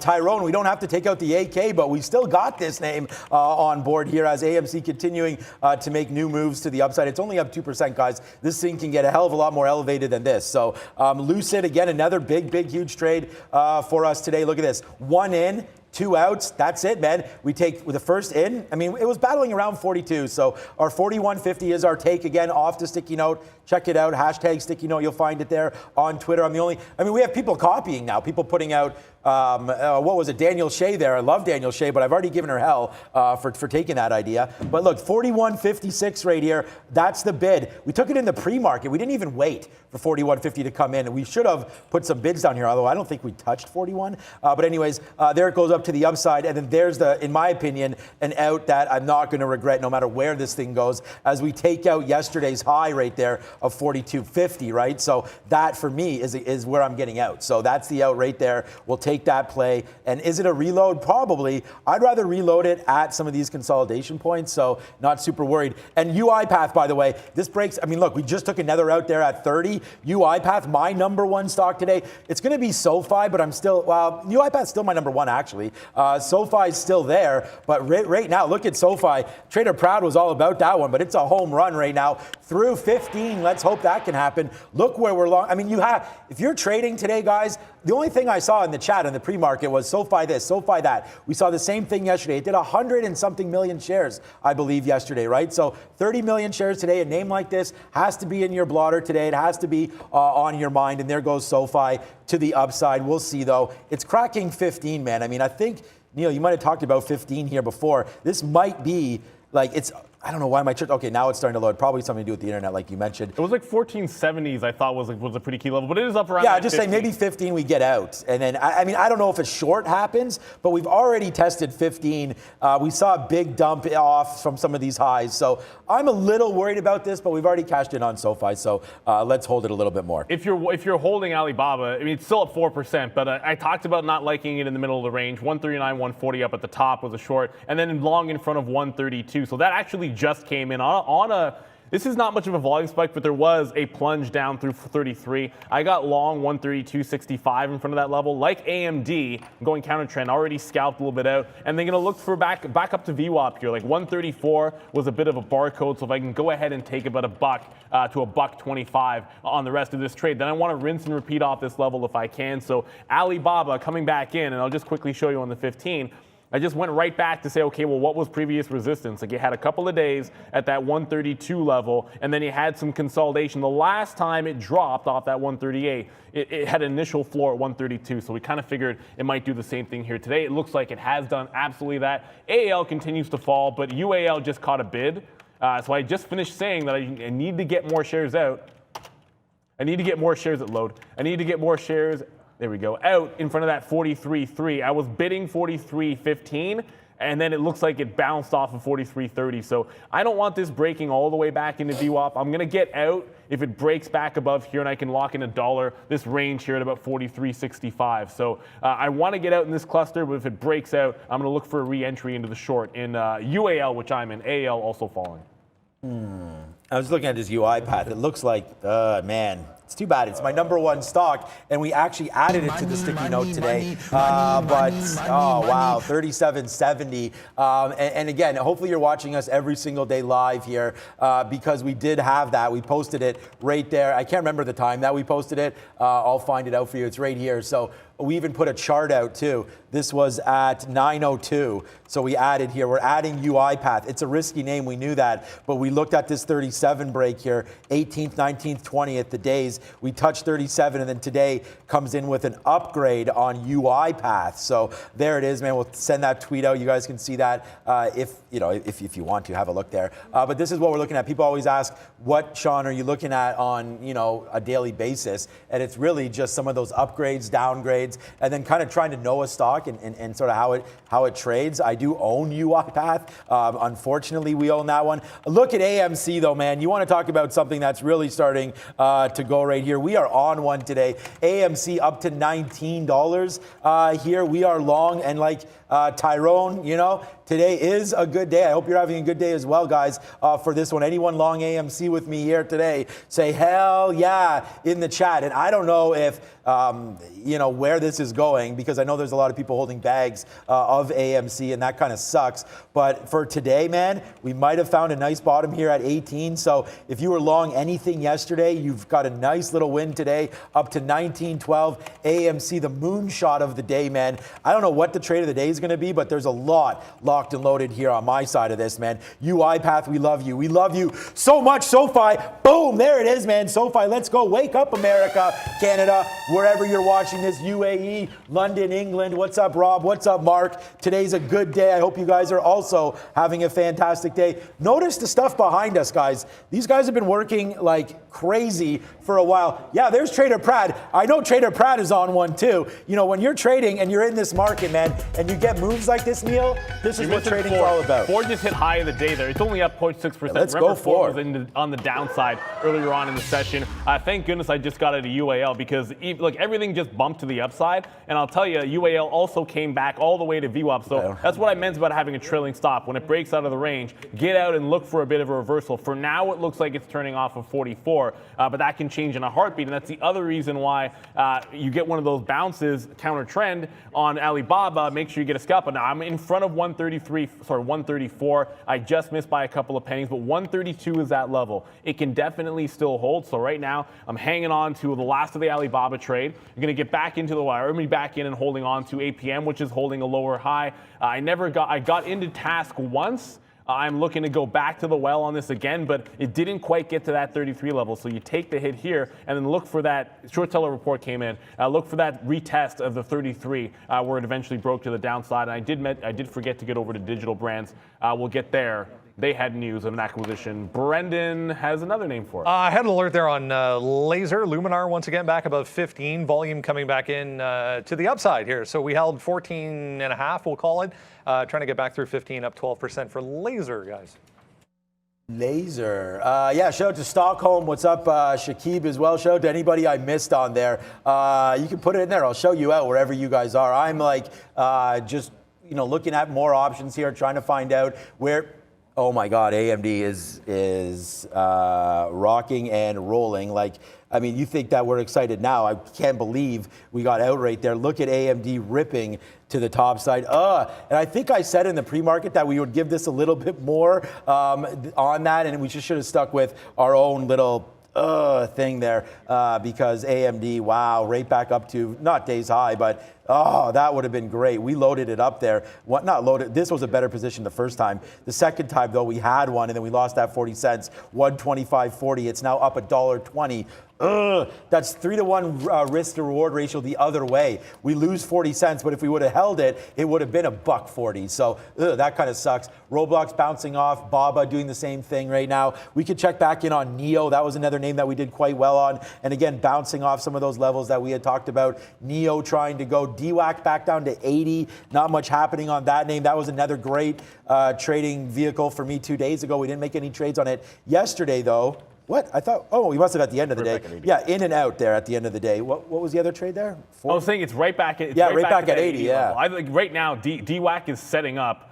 It's not the same as it was yesterday because it broke 80 off the open. But if you look at what's happening now, lower high, higher low, off that 80 level. And if it sets an 80 break, 77 was that level from yesterday's action. I got to say to myself, if there's room to run, you get this cluster here, and it gives you 80 cents to about $1 worth of risk, and then you get 77 down there. But just remember, this is now held for 2 days at about 77, including the open here. So call it a day and a half, whatever you would like. But I have DWAC set up now for an 80 break, just like we did yesterday. And then 85, of course, remains the upside. So I'm not shorting off the high of the day here. Like, I'll short that APM off the high multiple times. But DWAC, I only want it at 85, or it's breaking down. So break out and short 85, break down and short 80, Miss V. Hey guys, it's a busy trading day so far. Hope you're doing great and want to remind you to like this video. 6,000 people watching us right now and we need your support so much. Please spend just 1 second and smash the like button. Now let's go to Brendan for happening now. Hey guys, 10 o'clock, busy morning. Let's jump right into things here. Nicely positive right across the board. 1 full percent back to the upside here for the S&P. The Dow about the same.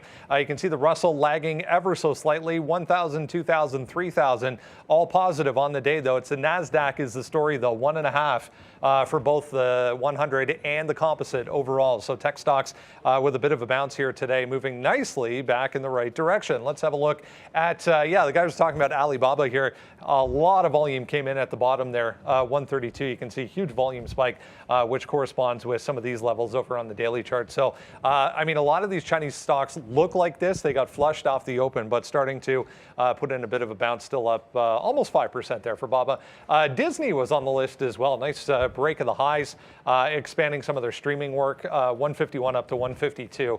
Volume dying off, though, for Disney, guys. Back to you. All right. Really doing volume to be. We're just going to, Disney didn't have any volume in the pre-market. I remember I saw it on our watches and I was like, what? But okay, so AMD, just so you guys know, we're going to get out of this breaks through 125, so 126.50. We've already taken 20 cents on this trade, right? So we already got out at 126 flat off of this trade. So we've already taken 20 cents. We're giving it 20 more cents to the upside here. The NASDAQ is obviously ripping here. If we get stopped out in this, that's fine. We're long everything else. SoFi $1 in the money, AMC $1 in the money. But, I just thought that this had gone up a little bit too much there.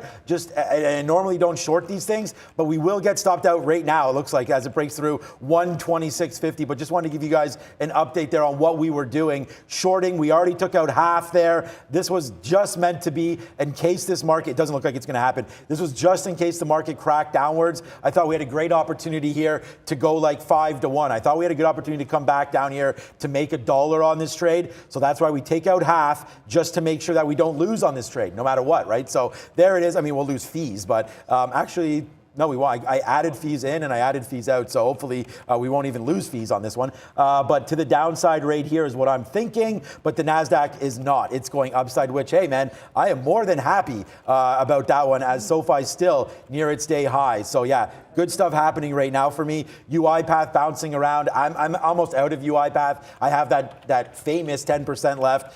Wish we would have held out for more for some of these tops, but let's wait to see what happens now. I'm getting out if we break below 37. Here's the 50 period. I'm getting out if it breaks below that. Yeah, and someone asked, you're out of BABA already. That was the plan. Like, get the wick bottom into 132, take it out that cluster 134, and then if it wants to put in another range to enter and exit a trade, I'm going to go ahead and do that. If it holds a higher level, which is about 130, 133.75 or so is what we had. That's where it stopped, I guess, in the morning. I didn't take the trade until it got down to 132. If it can hold that higher level and break out, fine. But it's a downward trending stock pulling back on news, right? So, at the end of the day, it was counter trend to the market when we were doing our analysis. It was gapped up when the market, outpacing the market. So if it wants to sell off and the overall market gets some of that money, I don't want to fight it too hard. I did miss out on GameStop breakout, so it's right to point that out, because right before the open, I did mention GameStop.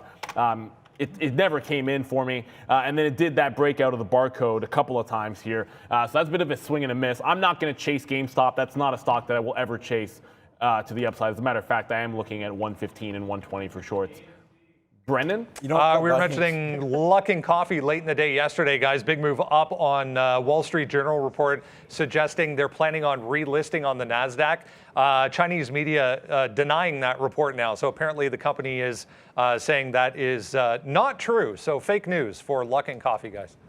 Okay, Neil, no worries, man. We've got these breaks, man.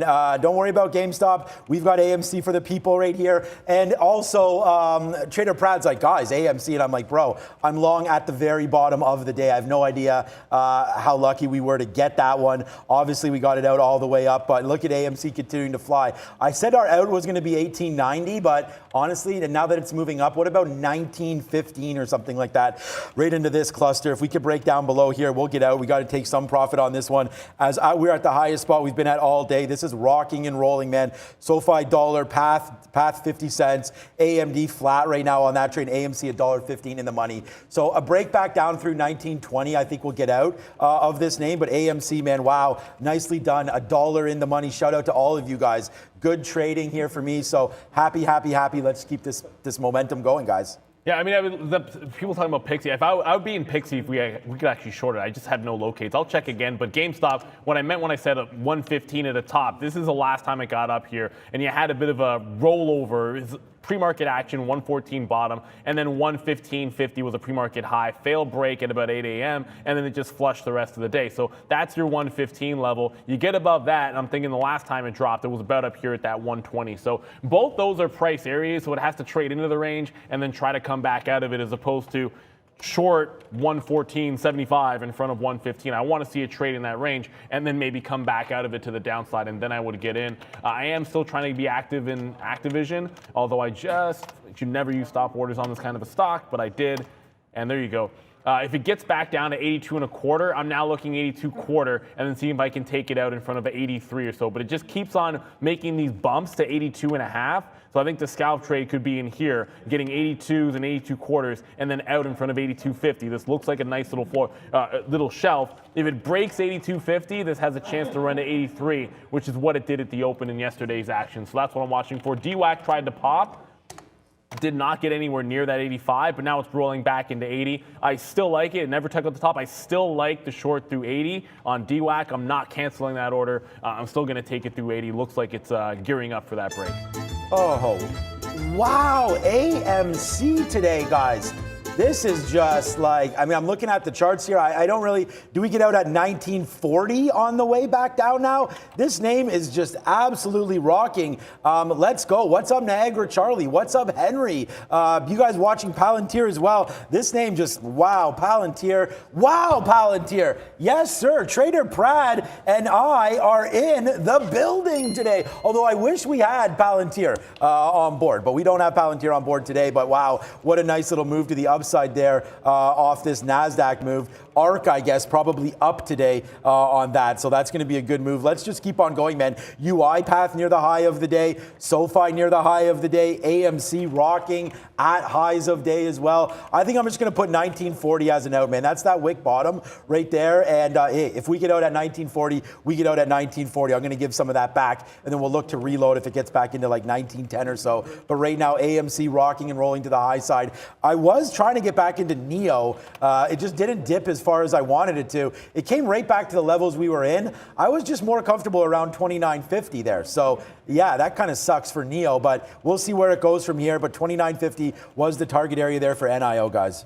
Yeah, and just by the way, GameStop went to 115 pretty much on a dime. So I said I want to see what happens when it gets to that price. Well, it went to 115 and then pulled right back into a consolidation at 114. So that kind of makes the trade pretty simple. I mean, if it had broken 115 and put in a quarter high, I'd probably put the stop there. But this time I can just sort of throw in a stop right at 115 even, and then I know exactly what the risk to reward is. I got into ATVI. I'm going to scalp 25 and then 50 cents on that name. Brendan, what do you got?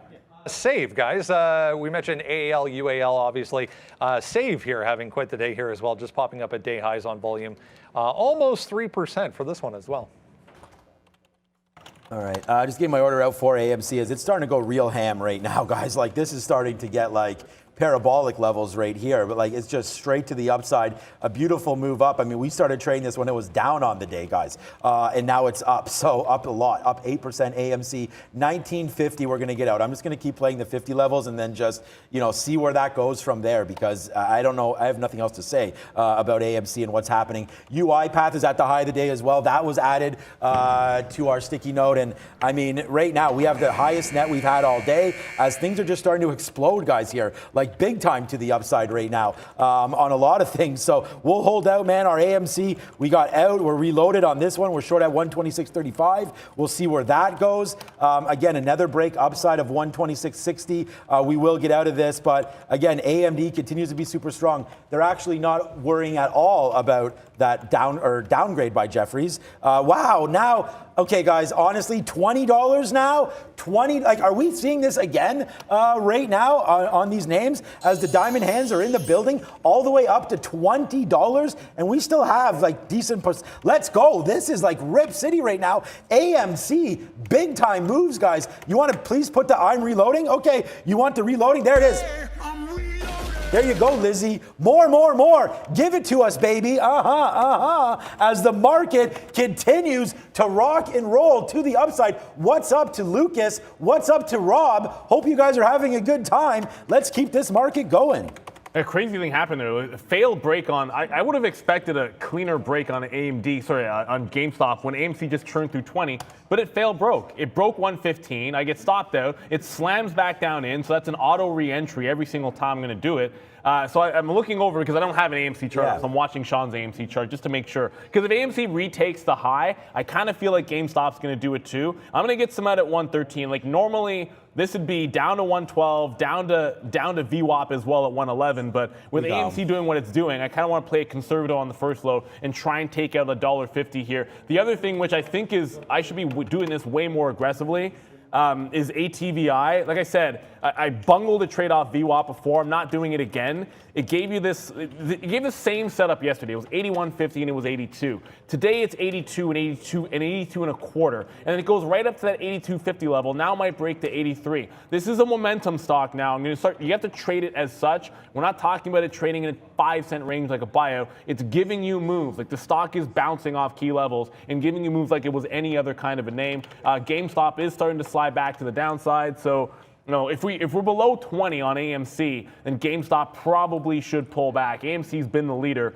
so far today. So I kind of think, you know, if I'm going to be shorting something, I'd rather do it in GameStop because I think it's going to hold a little bit more true to pullbacks when AMC, I can just sort of check to make sure that's not continuing its breakout. So that one working well. This APM, it will not take out the high a fourth time.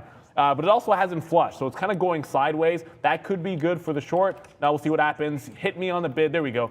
Finally churning through, just got out the first leg on GameStop. Now I can start thinking about VWAP at 115. But that was also a failed break at that 115 level. So, you know, missed out on the long trade. I did like it, missed out on it. Looked for where would the turn be. 115 stood out. AMC failed failed 20 at the same time, which probably helped the trade a heck of a lot. Yeah, we just so you guys are up to date here, we did get out of that AMC trade as it does break lower there. So we are now out of AMC, and that's fine. I mean, it broke through 20. We got out of that 1987 or 86. I can check exactly. But that's where, let's check exactly to give you guys the out. Yeah, 86. So 1986 out right there, a good year as that's going to the downside right now. So I think that we're going to have a good out for us here on AMC, but we'll wait to see. I don't want to take the short, man. I mean, I never want to fight you guys there on that trade. So, but look what SoFi is doing right now. Ow. I mean, again, like we have the lowest tick of the day almost, and it's just about defending key levels, man. Sometimes it's just this easy. Like, I don't know, when it works great. And I mean, here's just another opportunity. Up to 1530 goes SoFi, and I don't know, man. I'm only in SoFi and UiPath, looking to get in a few more, but this market, and unfortunately we got stopped out of AMD, which absolutely tanking right now to the downside, which is embarrassing because we were short, two shorts, great shorts. That would be now 80 cents in the money, but at the same, well, the market's coming down, but AMD, well, because it was negative against the market today, right? So AMD tanking, and I had that play, I just didn't give enough room. So unfortunately, we don't have them all, but I wish I still would have had that AMD trade as, to the downside. My problem is I'm looking at ASML and AMAT lately, and it's like those. Look, they're different companies. You have the semi-chip, you have the chip makers, and then you have the chip machine suppliers, right? So it's a little bit of a different story, I guess, for them. Because I'm watching ASML hold VWAP. Okay, never mind. ASML is not holding VWAP. That just broke to the downside. I also got DWAC breaking to the downside, that 80 level. So it's not exactly the same trade as yesterday, obviously, because that broke 80 right at the open, and it was a much more clean break. This time it actually tried to break out, couldn't get to 85, put in that bottom here at 80. Now it's flushing through, and I'm going to see if we can't get this. I mean, first leg will be halfway between this and 77, which is the current bottom. So that'll be in that 78-ish, 78.50-ish range. So going to get on the bid in that one. Someone just asked me about like APM. Like, it's not doing anything. Right, like I sat here the first time shorting it in that mid 160s. First we shorted 160 and it took the top out. Then I shorted 165, which I have right now, and took the top out again. Then it settled back down. So I shorted it basically at the mid 160s one more time here. It finally starts breaking down to the bottom. I'm still holding like 80% of the position because I'm looking for it to break 150, get the 140 floor, and when it gets through that, like when this trade happens, I'm looking to have half out when it gets to this 140 bottom. And then from there, I'm looking at this range, and if it were to go back to the 15-minute a little bit further, and if it were to break this previous top at 140, I'm looking for it to settle right back to where it was in the 130 to 135 range. So because it's starting to fall right now, but I don't want to get too aggressive getting out too far. And again, I said I might be in this like 5 or 6 times because the volume would be good. It's on its way to doing 100 million shares. This is the first sign of it actually putting in a true capitulation, but it had to test the top multiple times before it did it. I already talked about ATVI. DWAC, I still haven't taken any profit on, and GameStop was the other one. I think it was headed to VWAP, although it just caught a little bit of a bid here at 112.50.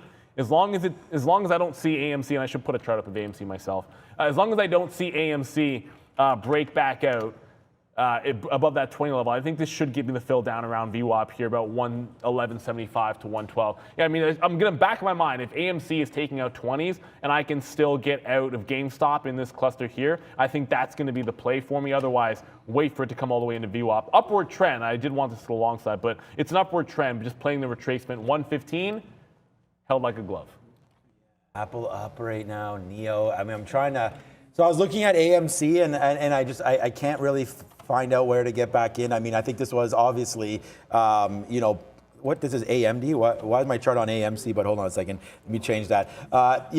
Obviously, ball don't lie. It looks like that was a decent out. It would have been better up here near 20. But if I just keep taking it out all the way up, then we can't hold it, right? So that's a decent out there. I'm thinking about maybe a 20 break again, back to the upside. That could be something. And then, if we go through 20 and then we don't continue the move up, if my first target is going to be something like 2015, like some of these recent highs, then that gives us an out back around 1980. So let's see if AMC gets ramped up again. We'll take the 20 break long, but other than that, it needs to fall back into at least VWAP, which is 1927. And then, someone asked about when do we start to look for a reversal? Well, I mean, I just kind of pick key levels. That's about it. And then, we've been wrong on this before, so let's wait to see where we go. But right now, 20 reload, I think that's something that we'll do on AMC, but not until then. It could fall back in, right? So we either get a reload down here, or we'll hit this as UiPath at highs of day right now. SoFi just absolutely nuts. Give us another one, Brendo. Hey guys, I want to give a shout out to Butter Beans for being a member for 1 year. Thank you so much. And also I would love to welcome Henry Zakur for becoming a member. Guys, thank you so much. We love you all and appreciate you. We love seeing more and more green names on the chat. Back to you guys. Yeah, green names meaning members on the chat there. So continue to follow on AMC, sorry, GME, not AMC. I'm now looking at that chart. That's why the Freudian slip. ATVI is starting to curl here. So this is going to be, it's kind of a scalp trade, but it's also kind of not. But I'm going to go right back to the well. Every time this goes back to one of these clusters, I'm going to try not to get shaken out like I did before. Like I took it at 30s and then got shaken out when it broke in. Then the next time I took 25s. That's what I'm going to try and do. Get it tighter into VWAP there and allow it to break, and then try to hold. Like I just cannot be having like 5 and 10 cent stops on ATVI when it's giving you these types of moves. And where's my bid on GameStop? I should be on the bid right now. Right now, trying to get it out. I'm going to get out on the north side of 112 because AMC feels like it was trying to make a bid here at 1950. So I'm going to take the profit and run on this. Kind of reminding myself that I initially did like the long on this trade. It's going to give you the view retracement, but I had to take it twice for it to work, right? Like it gave a fail break at 115, and then it slammed back down. Someone in the chat was like, are we on what? How do you follow so many things at the same time? I know you guys see that. For those of you watching, a long time, you already know this. But if you're just tuning in now, like you guys see like what we're showing you, like our main screen. I got 4 screens and charts up here and level 2s over here, and we're executing on multiple. It's easier to see on Sean's screen from this shot, but we can monitor multiple symbols with charts and executing on 2 or 3 level 2s at the same time. I also make sure that I have a quote board. I have individual ones for ETFs. I have a group that I'm watching. I have a broader market one, just to make sure that you're able to see everything that you need to at the moment. So I'm out of GameStop. I might think about taking it again if it makes another retest of the high at 115 even. But I'm going to take my lead from AMC, which hasn't really, if that pulls back into 25 or so and makes a bid, then I'd think about maybe a long. DWAC was the other one through 80. It got about halfway here, right to the opening range bottom. So that's about $1.20 or so, maybe a little bit less than that, like $1.10 or so. I was able to just grab. And then I'm looking to get out the rest in front of that low of the day, that 77 level. So waited patiently for it to make the range, give me the trade, which was the 80 break to the downside. That happened right away yesterday. Today had to wait for a little bit, but hopefully the result will be about the same. I'll then look to see if it takes out the low. I'll probably shoot 77 as a breakdown as well. All right, SoFi 1525 is going to be my out there. If we break back down below 1525, that's where we're going to get out on SoFi. UiPath came all the way back in. We're holding that 10%, waiting for that one. And then, I mean, like AMC was such a great out there that I'm really looking to see where we're going to reload. Palantir up 5% today. Wow, lots of nice stuff happening. Hopefully we'll have some more trades for you when we get back. But I've already made 64 today, and we're perfect other than AMD, which we should be on. What's Lucid doing right now? 42. Like, again, good trading on Lucid. We'll look at that. And Rivian when we get back from Brendan. And it's small cap, recap, and I wonder what name that's he's going to talk about.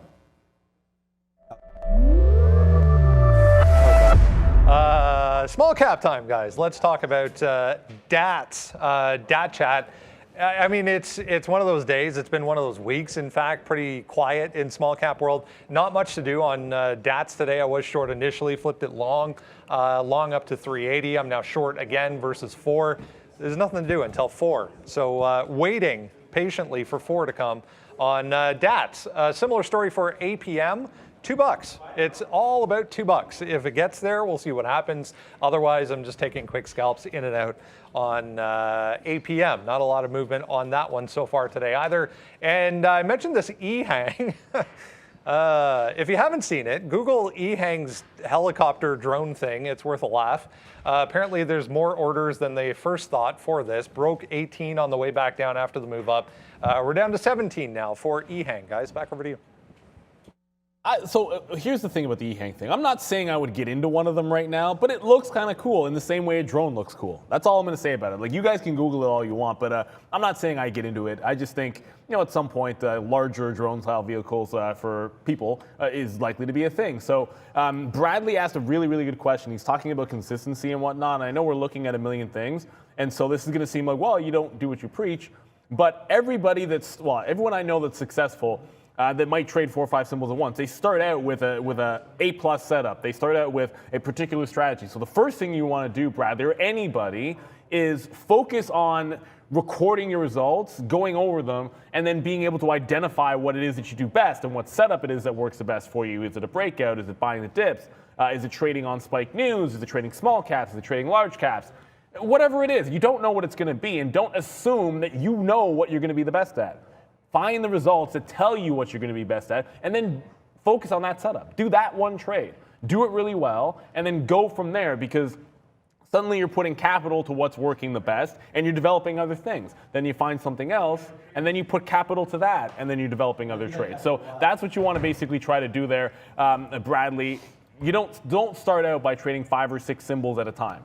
You know, that's not a good way to go about like your starting process, or anybody at the very beginning. I know it seems like there's so many opportunities, and there are a million opportunities, especially at the open. But you just want to make sure that you're developing in a good path. There is I guess that's a good. You can use that one a little bit, because with the UiPath, like good path to success, path to profits. There's about a million puns you can work with that I'm not sure I've heard enough of.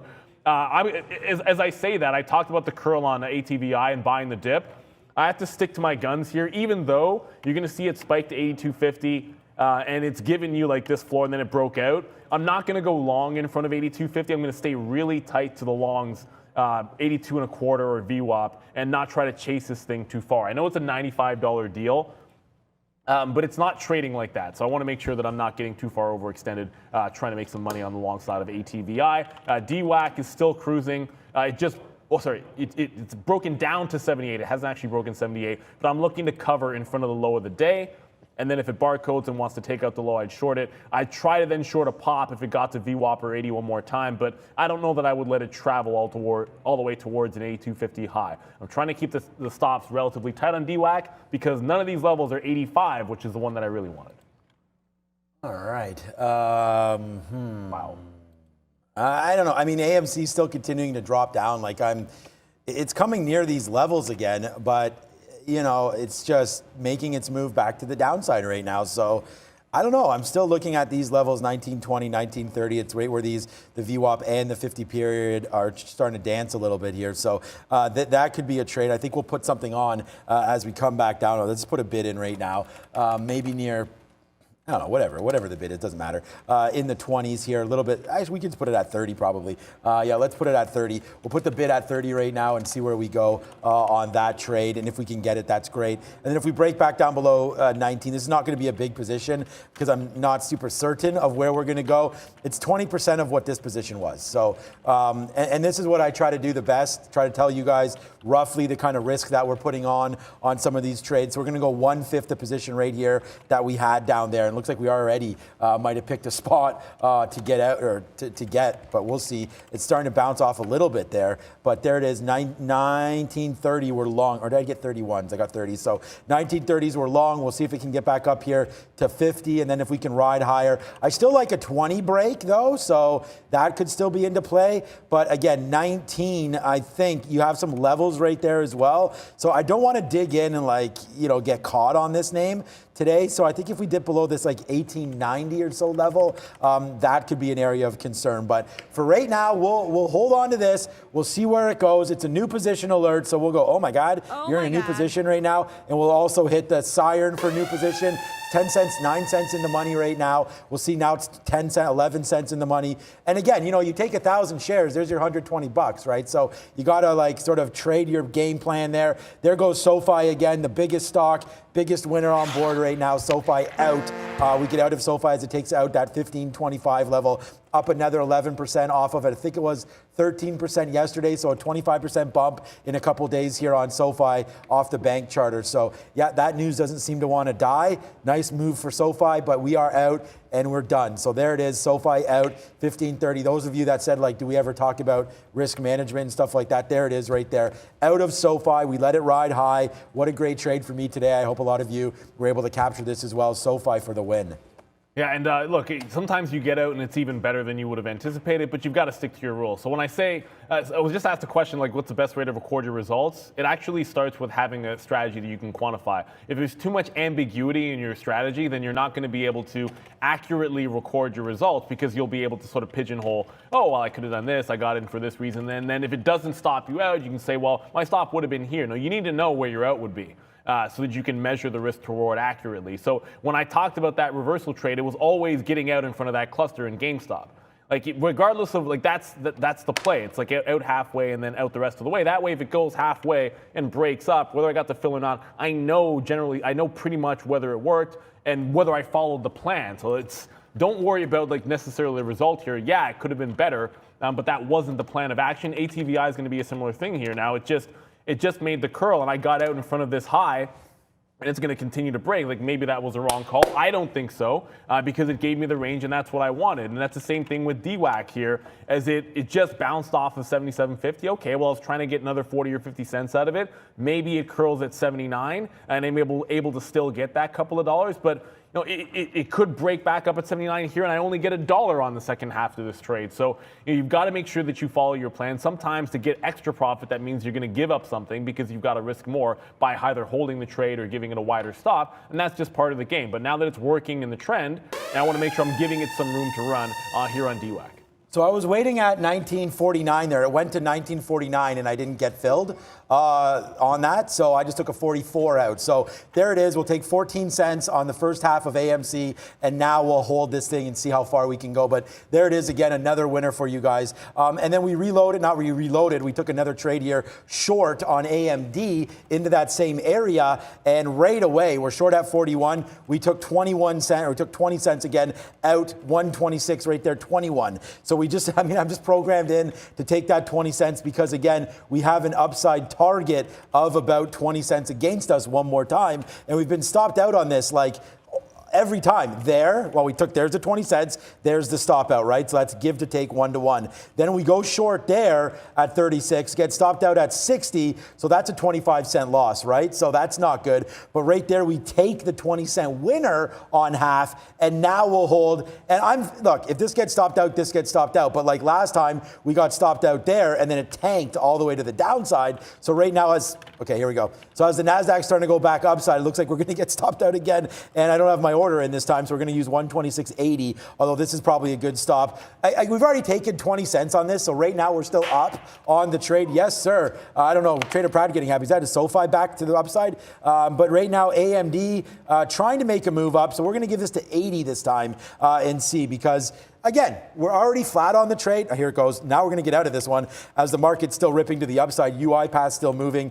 AMC trying to go, but here goes AMD. We're going to get out of this one again right now. It doesn't look like it wants to stop. Maybe I'll use 127. That's not a bad area. We took that long the first time, so I think we'll average into one more short here. See if the NASDAQ takes out the day's high, which it's going to have to break 127. And if that's that, then that's that. My only losing stock today is going to be AMD, and it looks like I'm just adding to that right now, but it's a small position. I think right now against 127, let's try one more time. Yeah, and just the Dat Chat, by the way, made a break of $4. I know Brendan just talked about this name, but it just broke $4 to the upside and then slammed back in. So what I talked about on DWAC there, 115, it breaks a 115, but then immediately retraces. That's an auto re-entry for me on the short trade. Well, I wasn't short DATs, but I'm going to anytime I see a wick like that. 50 periods up there, just above the $4 mark as well. If you're looking at the daily charts, that's another reason this could work. First consolidation right at the previous high, and then retracement into VWAP. I'm going to have almost all of this out to VWAP, probably 75% in front of 370. If it continues to fall, I'll get some more out at 355. Not holding for 330 here. So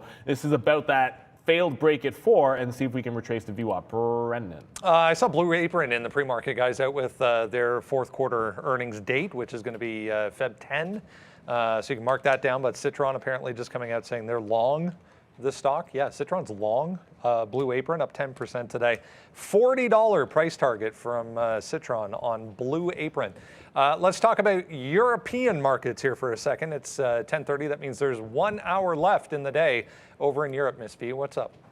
Hey, Brandon, European markets are mixed. Food delivery company Deliveroo trading in London is up around 3% after saying that gross value of orders on its platform rose 36% year on year in the fourth quarter. Back to you. Yeah, nice day here for North America as well. We're at day highs across the board, guys.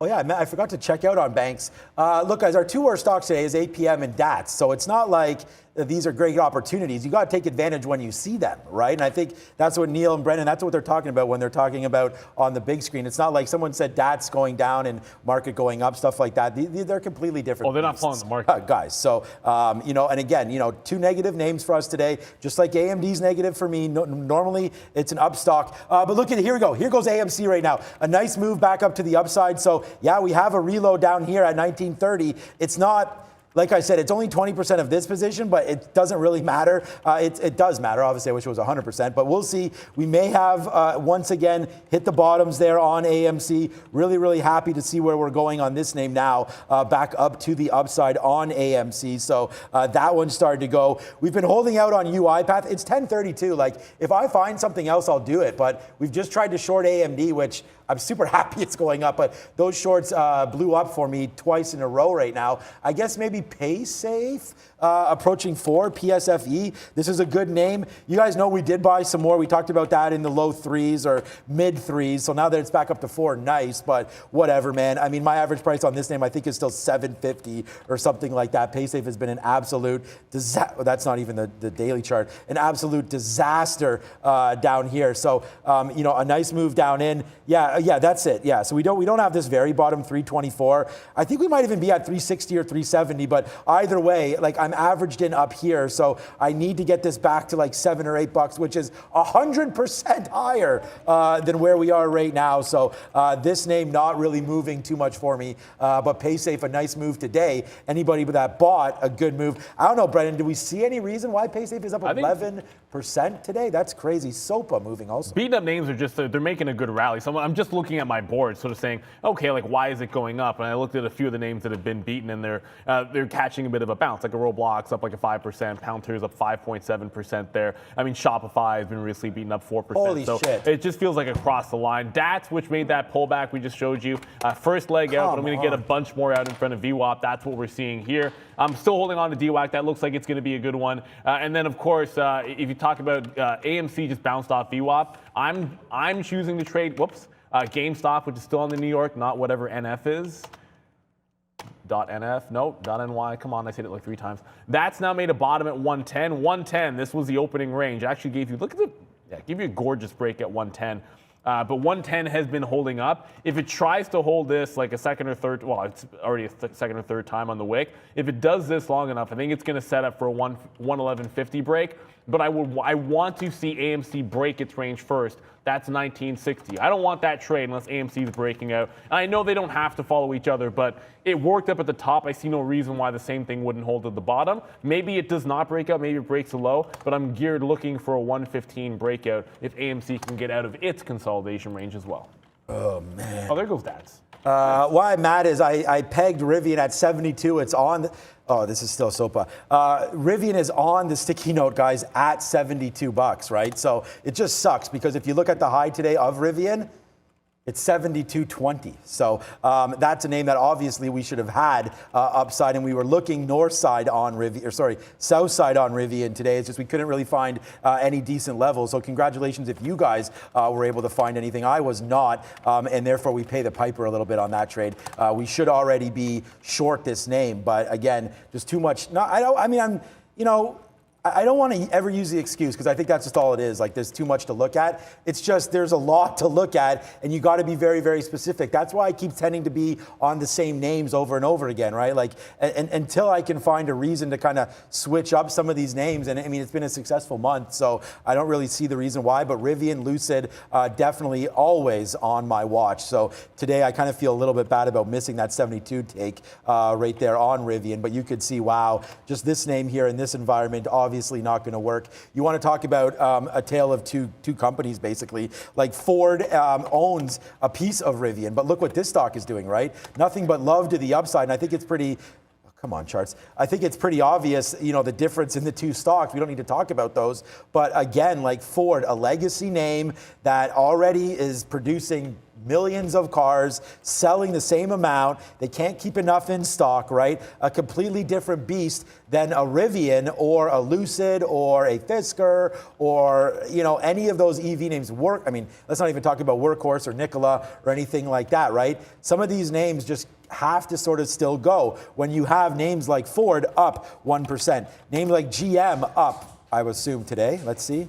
GM, yep, same. So up that 1.3%. So identical move up here for Ford and for GM today. You can see Ford, I mean, GM's gotten, I mean, I guess it's kind of the same percentage. 66, oh no, this is way worse, down to 57. What are you trading there, Prad? Something is going off over there. I don't know what he's got on, but I can check, I guess, to see what exactly Prad is all about right here. Let's see, what did Prad just hit? CSPR, good job there, buddy. And a couple different names going through there. GM up to 57 now and still ripping. We're getting excited, man. There's a lot of energy in the building. Oh, AMC came all the way back down right there. So AMC started to go up. We have that 1960 right there. We talked about finding a spot for it. Maybe 19, you know, those could be some reload areas, but it looks like right now the hype behind this train has stopped a little bit. So we'll have to wait to see what happens here with AMC. It looks like it's falling back down. We've already taken some profit. This is a very light position. I do want to average into this.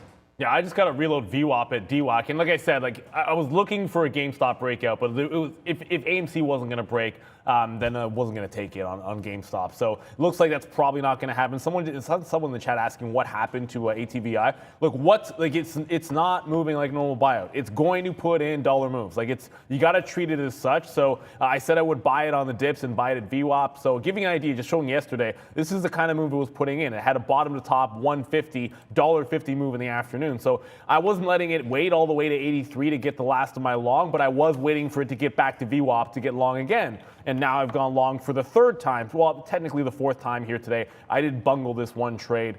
This should have been one trade here that I held on to. It's a fourth entry point. And I'm going to give it a little bit more room this time because if it's got upside to give me, 82, mid-30s, and then getting some out in the 60s, 70s, then all the way to 83, and I think that's what it can do, then I have to make sure that I'm not just stopping it out for 5 cents, which is ridiculous when it's putting in these moves. So treat it a little bit differently. We'll see what happens with DWAC here on the reload at that 80 level.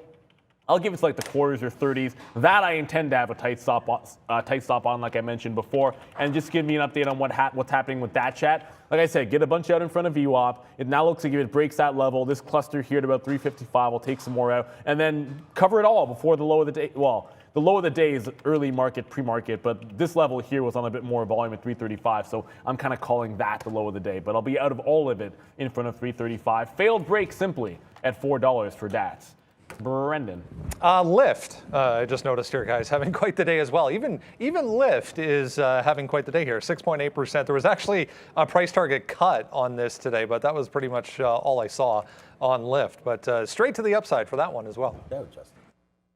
Yeah, Justin, not on today. So I was just checking here. Supposed to be coming up at 10:45. So no Justin today. He'll be back hopefully tomorrow or maybe even at our closing show. We do have Daniel Shea coming up at 2:50 p.m. So get your options questions ready to rock and roll with her. It should be exciting. It always is. And she's super bright.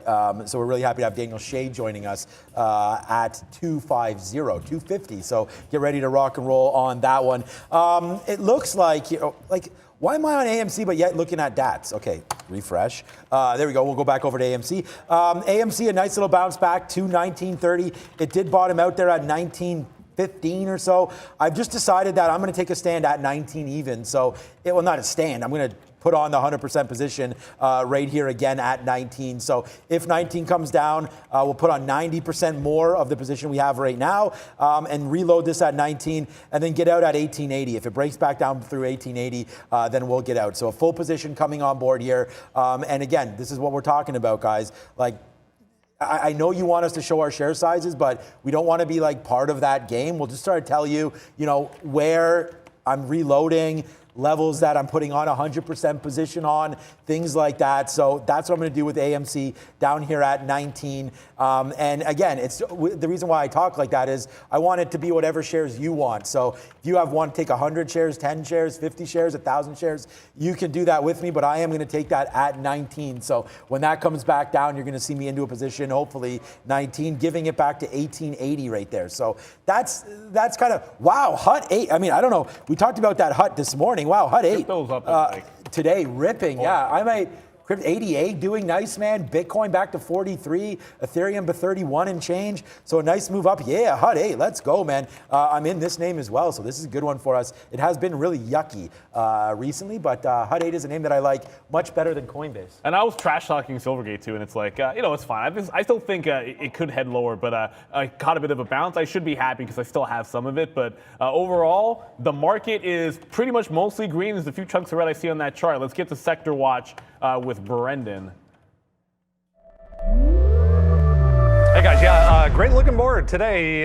Drastically different from the past couple of days. 1.24 to the upside for the overall market right here. A couple things to note. I just saw Facebook over here, 2.4% in positive territory. So there was a couple of notes around that Instagram story from yesterday we were talking about with the subscription model. Facebook trying to get on that train as well. So matches here, Twitter and LYV all higher on the day in the communications group. Energy stocks here bouncing back as well. BKR, SLB, and KMI leading the way. Oil trying to bounce back a little bit from pre-market lows. This is the consumer discretionary group.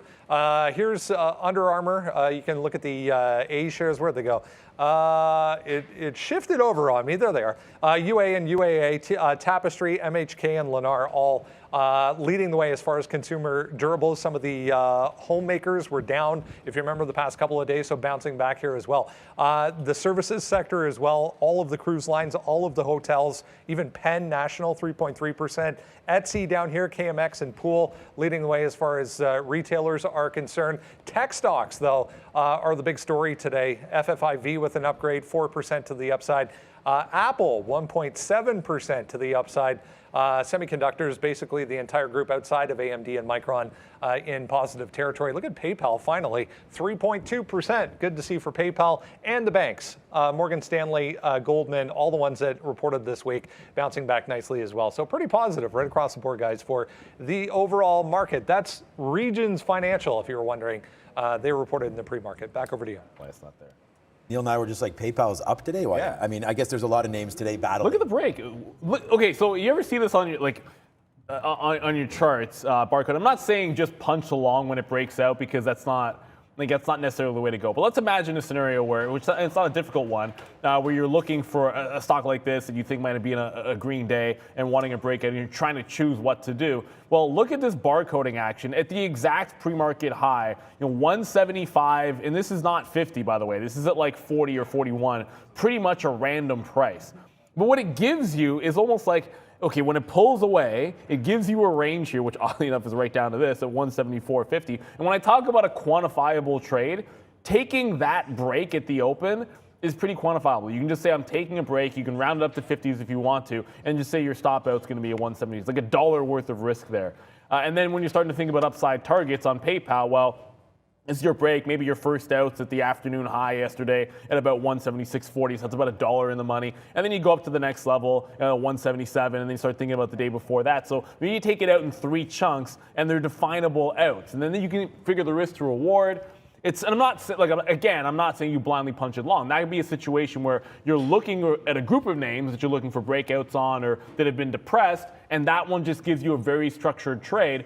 Sometimes you have to this is why I'm buying the dip in front of this level. I'm taking a round level break. That one just sat there barcoding in the pre-market. And I'm only saying that because the other day on GameStop, there was a similar trade. And that's why I was kicking myself for not getting the GameStop today, because it also had a barcode like this. And the last time I did this, I did hit it long and it worked. And this time I didn't hit it long. And of course, it worked even better. But we were able to get the short. I just missed DWAC getting out on the bid or taking some profit on the bid here. It bounced off this cluster, and then I tried to get on the bid after it went to that level. This time I'm going to sit on the bid. It's retesting VWAP here. You could say I got greedy trying to hold out for 77s. I still have a bid down there, so I'll hopefully see if you had a chance to get that. But DWAC starting to work.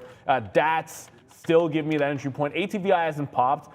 DATS, if it breaks VWAP here, I'm looking to cover 55s. If I take a reload on DATS, I'd want a better price than the 88 short I have. I'd want something a little closer to that 4 even, like a 95, knowing that my stop is at that high of the day.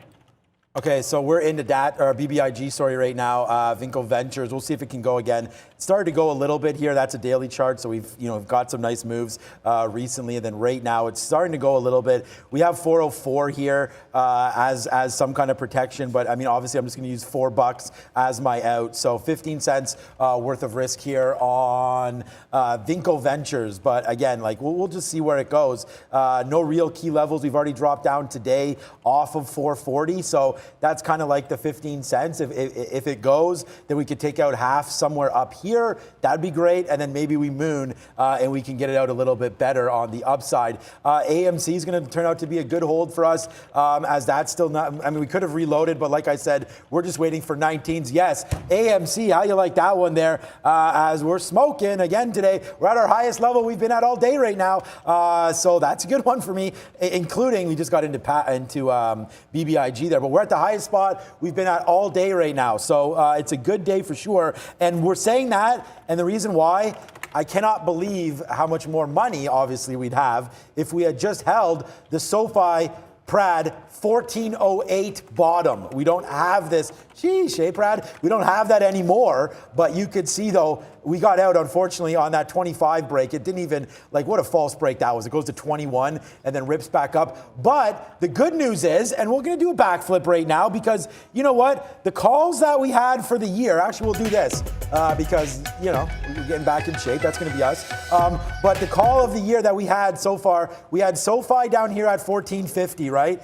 We made this call back. I mean, it was January, it was right this day. So I don't know, 14, maybe it was even lower. I don't want to say 14, but whatever. We'll say SoFi 1425 then, okay? That's the long that we called, 1425 on SoFi. Obviously, it looked real bad down there at 12, but right now that's working. And the other name that I gave you, I gave 2 this year, which I don't know, whatever, was Disney. So I think you get 1 with SoFi with some upside potential on the growth side of things. And then I think you have a little bit of value / growth with Disney as well. But this name, we recommended this one the same day, January 5th. So this is 155 on Disney, 156. So you're down on Disney by percentage points and you're also up right now on SoFi. So, the portfolio is kind of just balancing around right here, but hopefully Disney can get going. Real happy, guys, guys, with the movement on SoFi, and we knew the bank charter was coming. Shouldn't have took anybody by surprise. Obviously, that's why we weren't selling down near those lows. Yeah, those things, it's weird. Like, they take a lot of time, but certainly, usually, eventually, they do come through. I just want to point out one other stock that's moving here. You talked a few minutes ago, I want to say about crypto. Why is that still on Proctor when I just clearly clicked on Coinbase? There you go. So Coinbase obviously making a move back up with that bounce in Bitcoin, and just quickly making a bit of a break out of the bottom end of the range.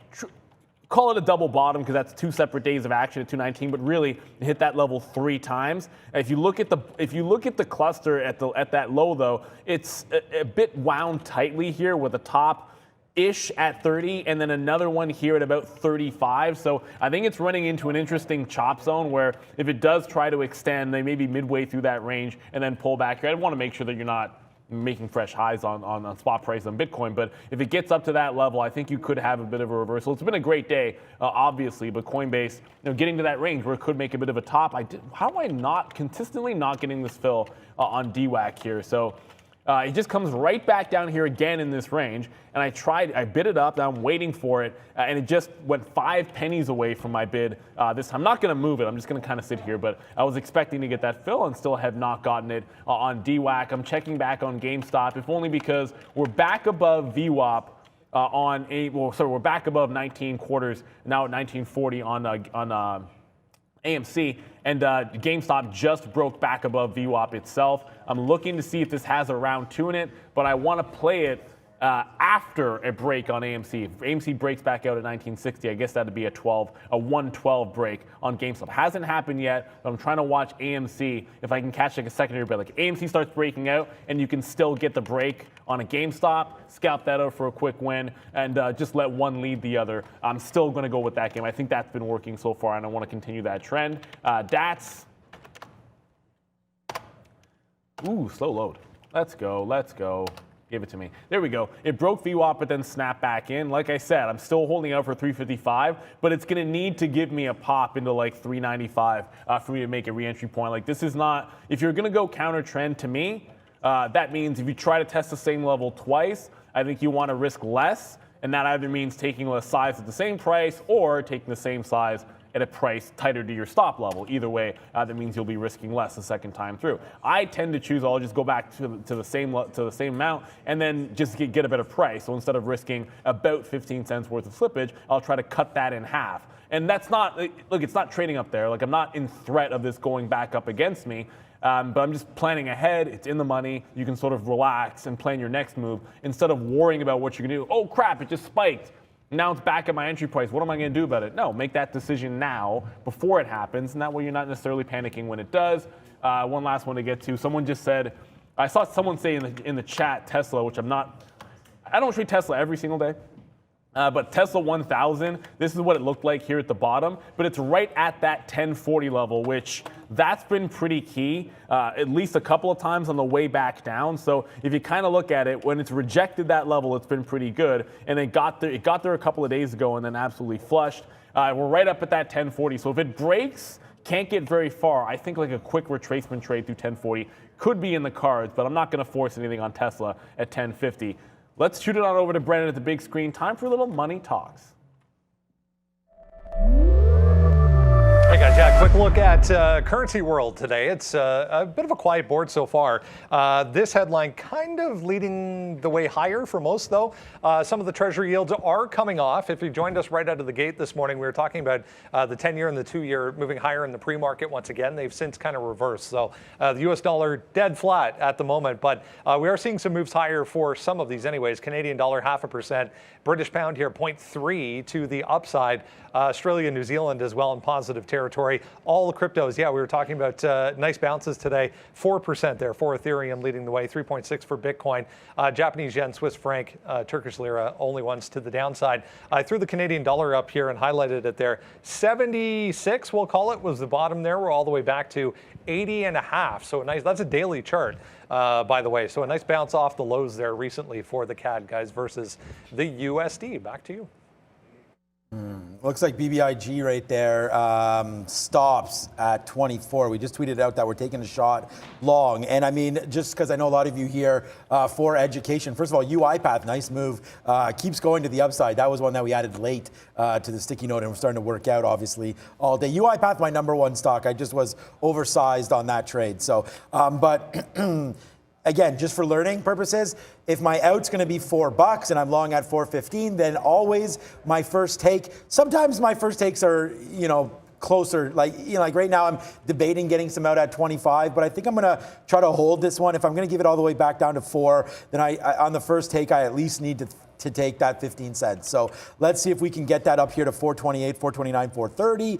If it can get back into that area, which is good because that's kind of where we clustered off in the beginning of the day. This is just a 1-minute chart, so it's not like there's anything like rocket science about this. It's just we started the day down here, I guess, then a nice bump up, and that's where we stopped. Yesterday's sort of high there before the close, or that's the pre-market high of 4. Let's call it 450. We can get to 450 on BBIG. That'd be fantastic. So we're going to take our first out at 430. But also, guys, we have a stop down here, slightly below.